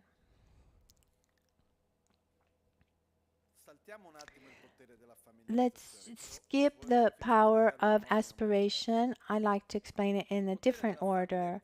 The power of familiarization, I'll explain first, and then we'll go back to the power of aspiration. So the power of familiarization is the opposite of the power of opposition. It's where we ask ourselves what we want to take with us. What do I have today that I want to increase, and what do I not have at all that I want to generate? So what qualities and habits and virtues that I have that I want to take with me? How can I be sure that I'll have something the next time I check into a new room? And I can do that by making sure that I have it with me when I leave. So we cultivate and nourish that with that which we want to take with us in our next life. So we have love, compassion, patience, stability, joy, satisfaction, concentration, awareness. And the good news is that all these inner qualities, characteristics, the greater our familiarity is, the stronger the imprint is, and the imprint that we take from life to life. Our characteristics in this life are transferred like seeds in imprints. And in the next life, according to the situations that we're going to live, we're going to sprout one seed or another. But you can't sprout something if there's no seed. For example, there's a story of a time of Lama Michel Rinpoche. He was in India in the 1960s in a difficult situation. It was a context where he didn't have resources to eat well, and the small money that he received as a refugee, he could eat twice a day or eat once and then pay his public transportation to go to his master, see his master, and which he preferred. And in the evening he was hungry, and he would just drink water, hot water, and the prospects for the future were not clear. This social context that was drastically different from that of Tibet.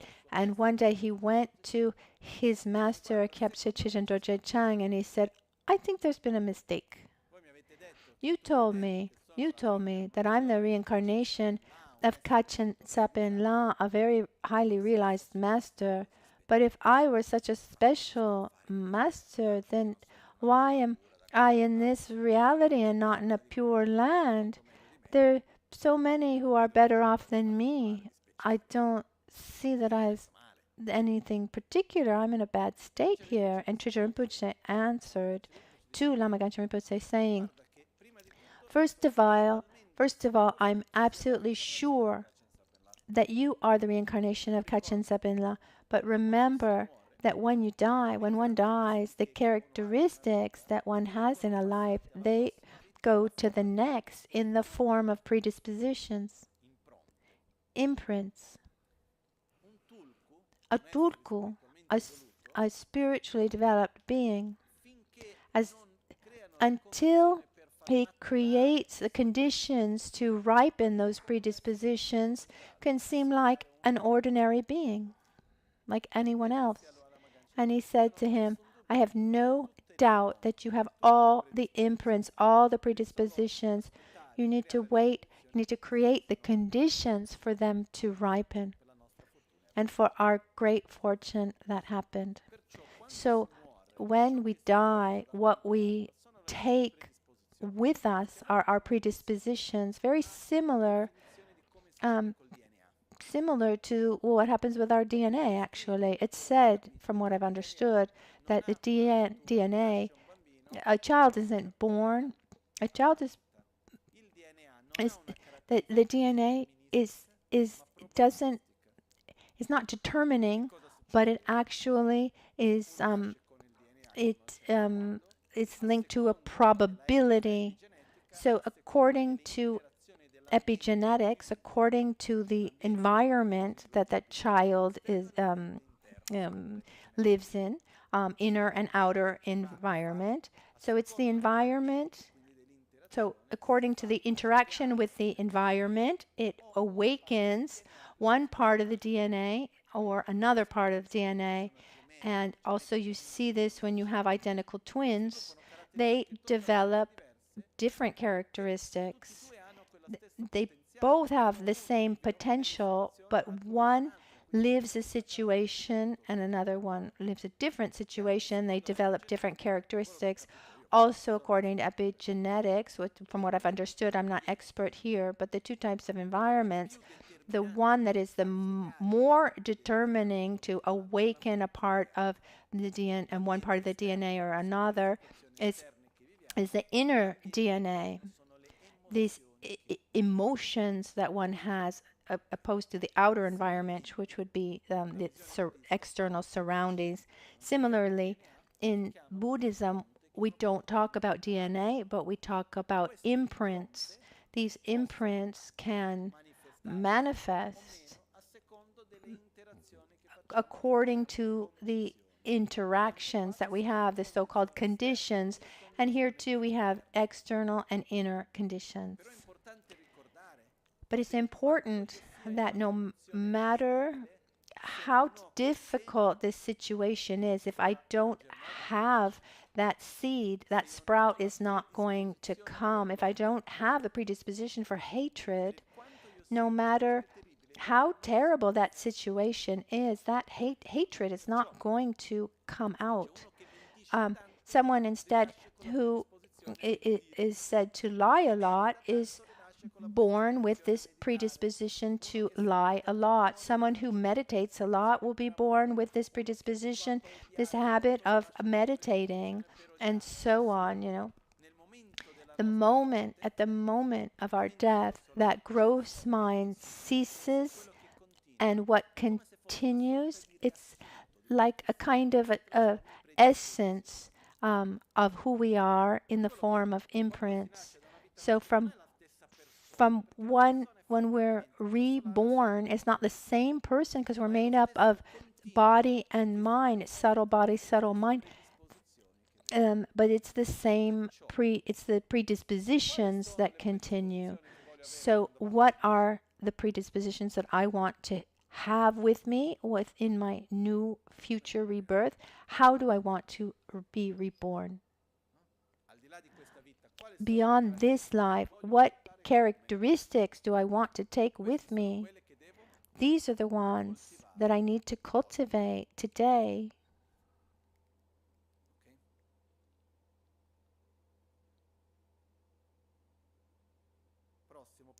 The next power is the power of aspiration. The power of aspiration is generating an intention, a desire, an aspiration that goes beyond this life. What do I want beyond this life? Where do I want to be reborn? What do I want beyond this life? May I never be separated from a state of love. May I always have favorable conditions for my spiritual growth. May I never be separated from a state of peace. May I have always conditions, material conditions, to have the inner space to be able to grow. May I be born in a context to be of benefit to others. Generate an intention of what we want beyond this life. Have a desire that transcends this life. It's said that at the moment of our death, this aspiration has a very particular importance, weight. So this ability to project ourselves beyond this life.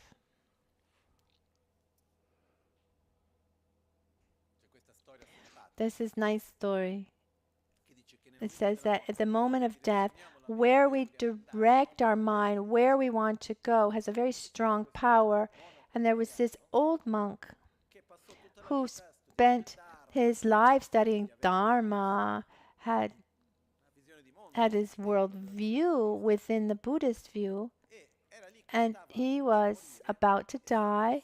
And on his table, this bedside table, there was a cup of tea. And he loved his Tibetan tea. And his mind was focused on his tea. He was totally attached to his tea. And his master came close and saw that he was about to die with his mind attached to tea. And he was thinking of nothing other than his tea. And at this point, he went to him and he said, you know, in the pure land of Tushita, there's tea that is so delicious. And started describing the tea of Tushita, the Tibetan tea. So he started talking about the butter of Tushita that is very fatty, and the type of tea, the taste of the tea. I'm not good at describing the qualities of Tibetan tea because I don't like it. But just imagine a description of this Tibetan tea. If you like it, you like it. The world is varied. But we describe this, and at the end, what happened when he described this Tibetan tea of Tushita? Where did his mind go? I want to go there. So he went from tea to Tushita because the tea is good in Tushita. So he went in that direction, and he died with this intention of wanting to go to Tushita. And that desire pushed the direction of his death. And it's said that he actually was reborn in this pure land of Tushita. Just a side note, what is a pure land? It's a place where most of the beings who live there are spiritually evolved. It's not out of samsara. Samsara is an inner cycle that you bring with you. But imagine being reborn where all the beings you meet, that most of them are beings of love and wisdom. I imagine living in a city where you go to buy bread, or you go to the coffee shop, and the barman is like Lama Ganshin, full of love and wisdom. A taxi driver is like Lama Ganshin. You know, the teacher, you go to school, is like Lama Ganshin. Imagine a world like that. That wouldn't be bad. That's the concept of Pure Land. So the point here is not about necessarily being born in a pure land, which is fine too, but it's about having a direction where we want to go. And maybe we don't even need to put it in a material form, like I want to go here, I want to go there. But no matter where I go, may I maintain this state of peace, and may I continue to grow spiritually and be guided by beings who have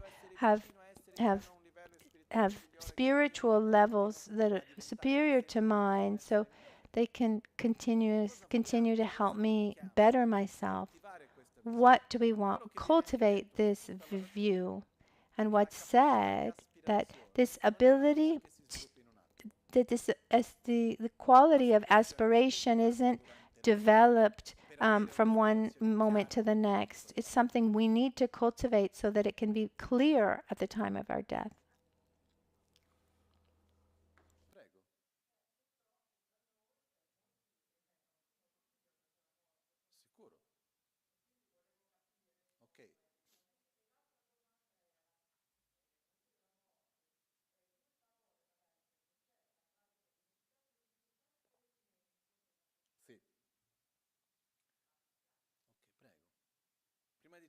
First of all, at the time of death, for example, there's this idea to give morphine or not give morphine. Let's remember something, that the time of death Our mental state is the most important thing.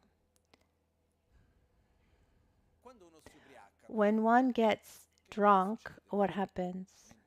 Mentally speaking, one loses control. And what manifests? What's inside?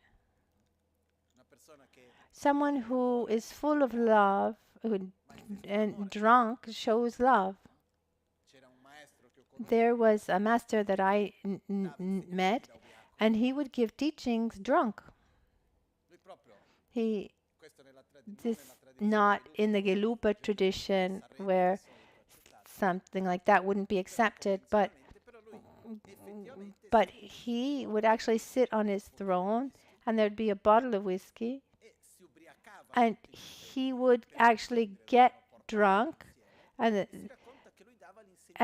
it's said that he would give beautiful teachings because his mind on a deeper level was just made up of Dharma, love and wisdom, and so he would share that without the conventional formalities, let's say.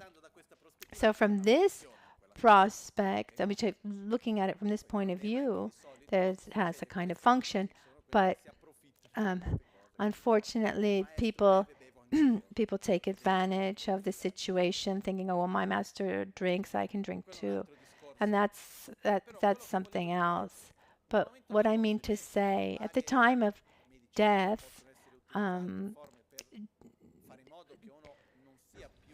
there are many medicines that can be used at the time of death to avoid the pain. One loses control, and the mind follows with the attitudes that are already present. So if one's lifetime one has cultivated faith and joy and love, something virtuous, the direction that it will take, even under the effect of morphine, is that direction. That's not a problem. This reminds me, this same friend that I made reference to before, who had that addiction, before she died, a year and a half before,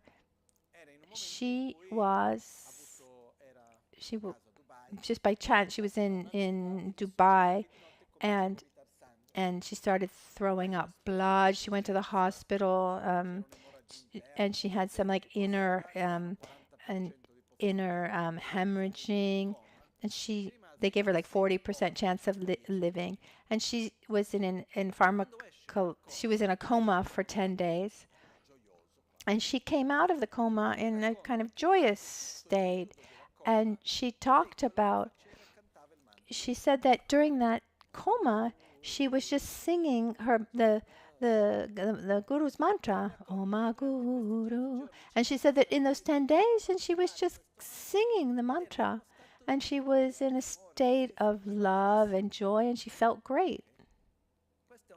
This is an example that when the mind is used to going in a certain direction, even in those moments where you follow control, it follows that direction. Another friend who had an accident in a car, and the car flipped. She lost consciousness. She fainted, and then the ambulance came and the paramedics to reanimate her. And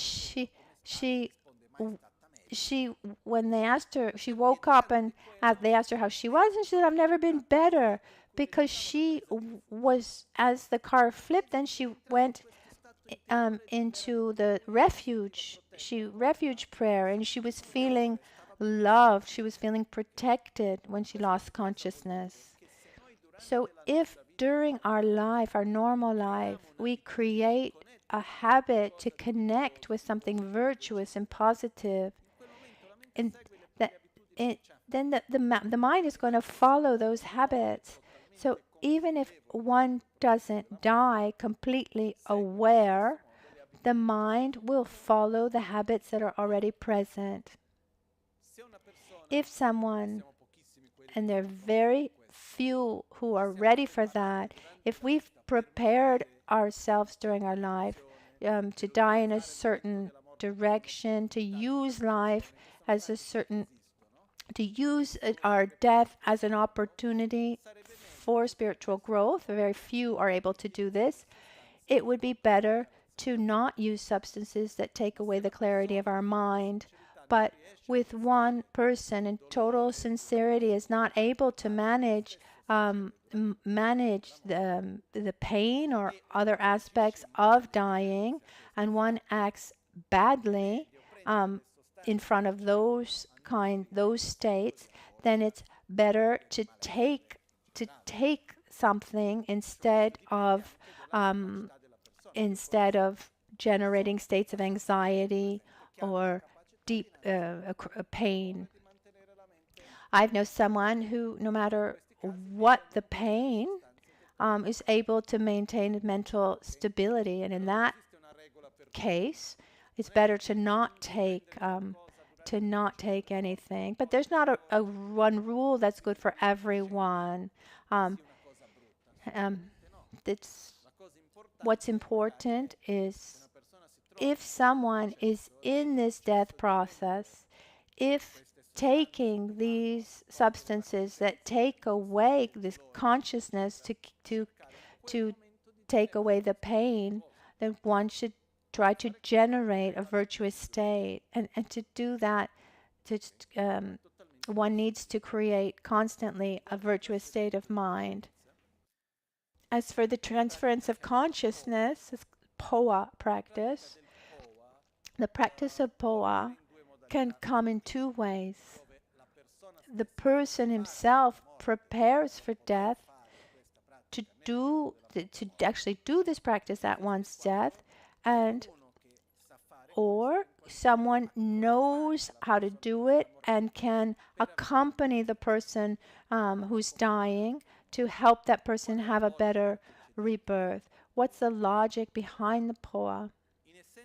In essence, the practice of POA is where we meditate on one's own mind as being inseparable from Guru Buddha. In general, the essence is the essence of essence, and there are many practices with more details here and there. But in essence, one imagines one's own central channel. Normally, it's described as being curved, but in this case, it's open like a clarinet, and where there's the fontanella, and on top of one's crown is one's own Guru Yidam, Guru Buddha Yidam, our object of faith, and his central channel is in direct connection with ours. One connects with the other, and we find ourselves at our central channel, at our heart, within our central channel, and from our central channel we look up, we see the central channel, and we see that our central channel is connecting to that one of our object of faith. And at that point, we generate the strength of the force to go in that direction, and we make a jump. We jump, and like a bow, like an arrow that's pulled, and then released, and then when we get out of from our central channel into the central channel to the heart of our object of faith, and we experience a state of peace and joy, and we become inseparable from Guru Buddha. And that's the essence of the POA practice.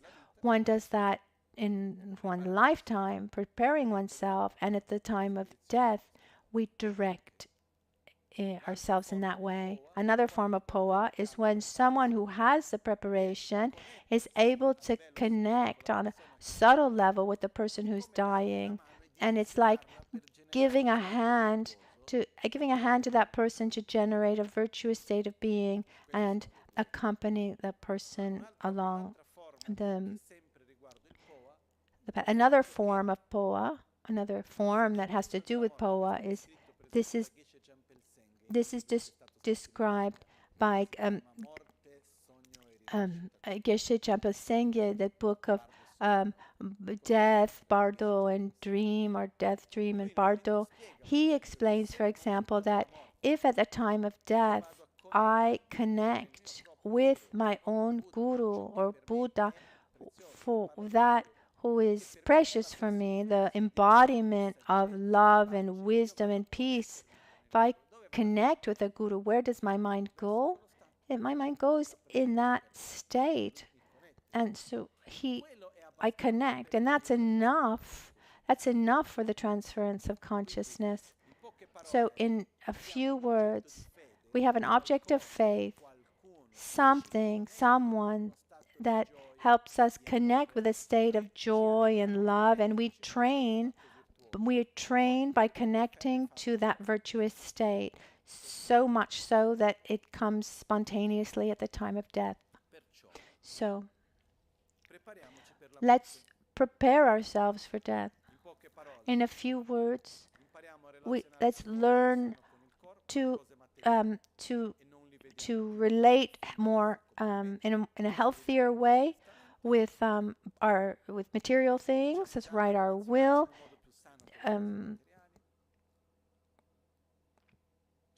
Let's generate an identity that transcends this body.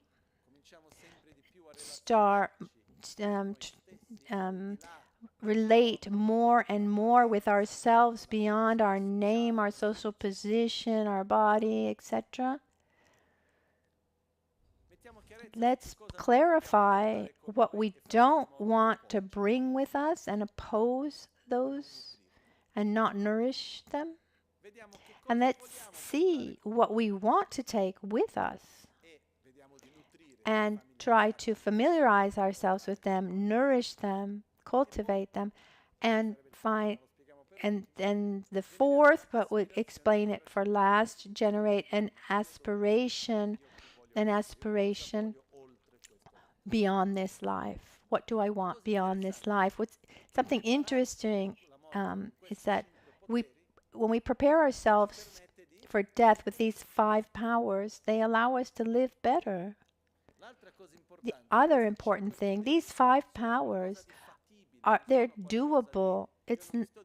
I'm not saying to die well, you need to develop single-pointed concentration for 5 hours straight. No, this is something that these are things that everyone can do, but we need to start. It's never too soon, and it's never too late. Maybe after death is too late, but it's never too soon, never too late. And the last thing, there are 3 attitudes for a spiritual practitioner in the face of death. Let's say basic, middle, and advanced. So at the base, at the time of death, one is without regret. And to not have any regret at death means that we need to be at peace with our past. It means that I get to death and I'm at peace with my life. I'm not there with the weight, oh, I did this, I should have done that, I didn't do what I wanted to do. We don't have regret. We're at peace with our past. And as a consequence, we're at peace with our present. And that's the first level. And that's already a lot. That's a tremendous lot. How can we be at peace with the past at the time of death? By being at peace with our past at the end of every day. But it's not that obvious. But we need to start. And that practice of Tonglen, taking on ourselves that we saw, that helps. And we let go of anger and resentment, attachment, or how things should have been but aren't. Just accept ourselves with love and kindness, accept others with love, with compassion towards ourselves. We've done what we did what we did, guided by our own ignorance. So do everything possible to be at peace with our own past, with ourselves and with others. And this is fundamental to die well. And we need to work. We need to work on it. It's not immediate. And the practice of Tonglen is something very helpful. And you can talk about it, you can verbalize things, because to heal a wound, you need to see that wound. It needs to be accepted. And once that inner wound is seen, then we can close it up. We can heal it and leave it. So there's a process of recognizing the wounds that we have, we see that the past is past, but this wound has remained, and and then when we see that wound and we heal that wound and we are at peace with the past, which doesn't mean, oh, everything was fine. I did my best. This person did his best. Of course, today, if I could, I would do differently. Of course. But in that moment, I understood what I understood. I was what I was. I did what I did. So the being at peace with ourselves is about letting go of resentment, letting go of this attachment to what should have been, what I should have done. And we allow ourselves just to be at peace with ourselves. The second level is about being facing death without regret and without fear. To be without fear, we need to be at peace with our future. How can we face death without fear? By relying not on a sure, certain future, but on the resources that we have developed. That means I'm at peace with myself. I know that wherever I go, I'm going to bring myself with me, and I have resources to face any situation. Because if I try to have this certainty, to be at peace with my future, to be without fear in front of a completely unknown future, but I project my stability and my certainty in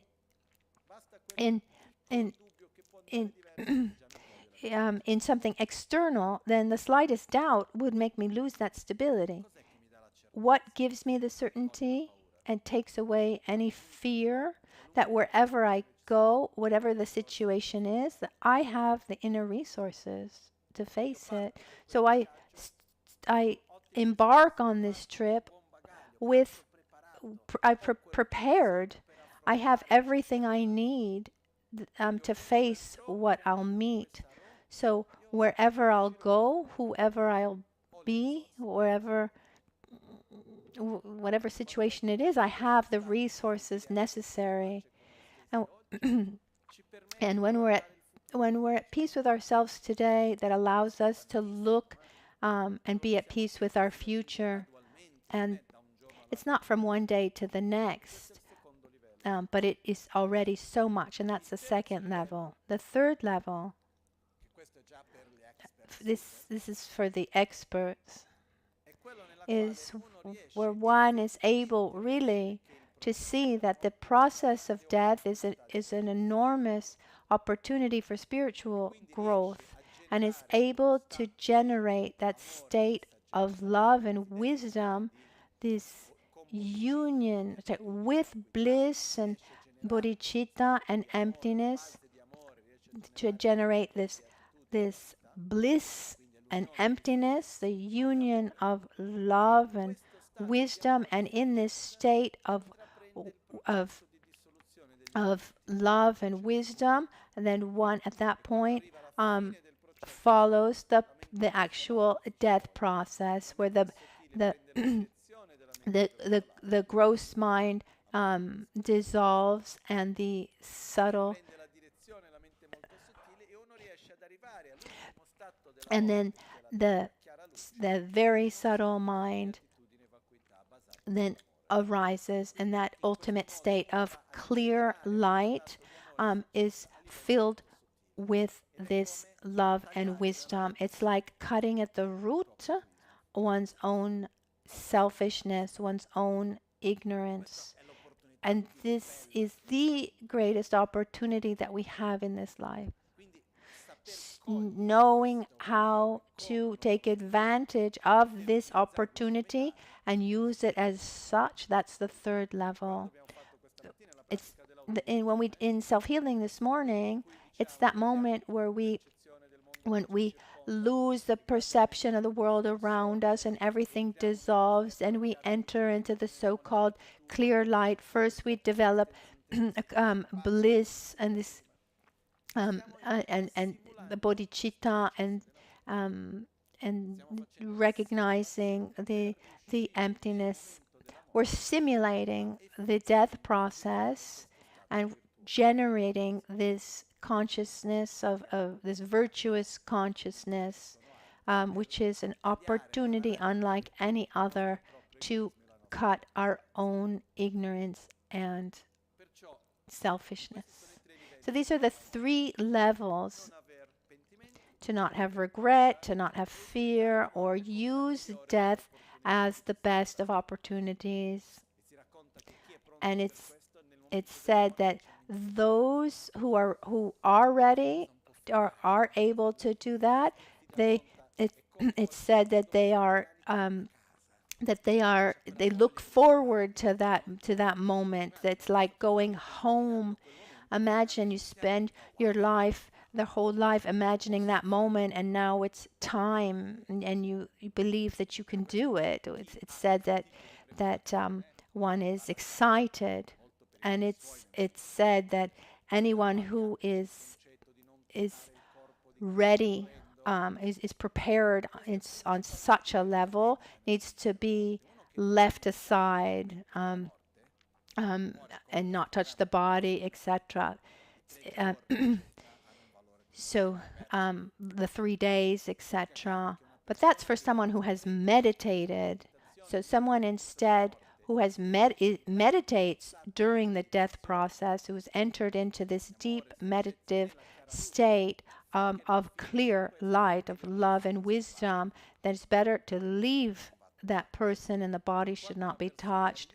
When someone is able to do this, an external sign that even if the person is clinically dead, around the heart is slightly warm and the body does not start decaying. This happened very recently, actually, the last couple of years here near us, when Geshe Tupten, the master who came here, who taught us the Lamrim and the Mahamudra, gave us teachings and transmission. He left his body in a hospital in Bern in Switzerland. And the other masters who were present, they asked the doctors to leave him alone for 3 days, and they said yes. And but when they said when he starts decomposing, then we can't just leave him here in the hospital. They had to wait for 15 days about. And they would come every day. I mean, the head of the department, and there was actually a pleasant smell. I was there with Lama Ganchen, and his aspect, he was bright, luminous. This is an example. This happened also a few years ago in India. There was with a monk. He was known as like the least of the practitioners, and they even his nickname was Dimakara, which means crazy one. And instead, at the time of death, it showed that he knew he was more spiritually developed and more prepared for this moment. So we should never judge anyone. So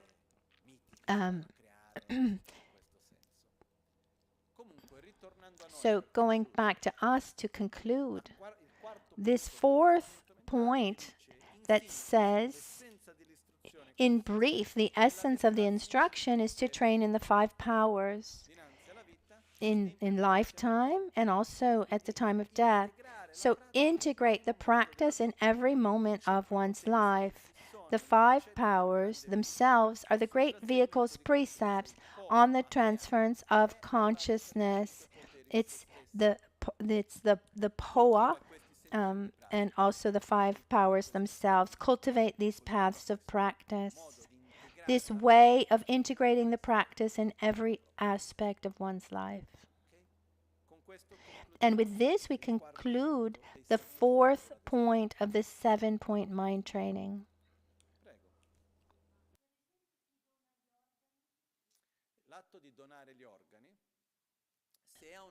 So, donating organs, if someone has spent their life preparing in meditation for that moment of death, it's better to not donate organs. But instead, if instead one doesn't have any familiarity with meditation even in life, and then can imagine at the time of death is not going to use that opportunity, then at that point I think it's a very positive thing to do, but it has to do with your own personal level of preparation.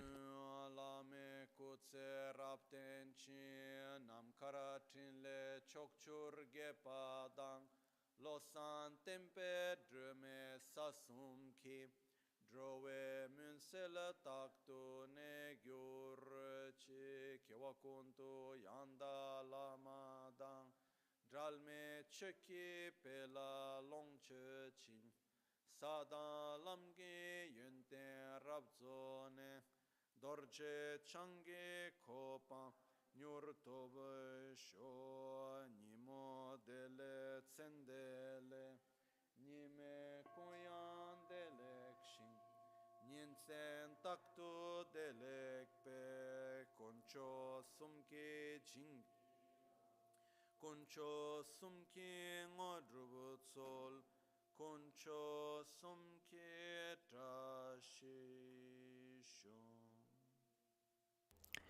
At dawn or at dusk, at night or midday, may the 3 jewels grant us their blessings. May they help us to achieve all realizations and sprinkle the path of our lives with various signs of auspiciousness. Dawn or dusk, at night or midday, may the 3 jewels grant us their blessings. May they help us to achieve all realizations and spring all the path of our lives with various signs of auspiciousness. Oma huntemba lame sangye rinpoche, kyopa lame tamche rinpoche, dremba lame gendo rinpoche, chiamne kuncho sumla chöpa. Buon appetito. Cercate di ricordare la pratica mentre Have a good lunch and try to remember the practice as you eat. Thank you, everyone.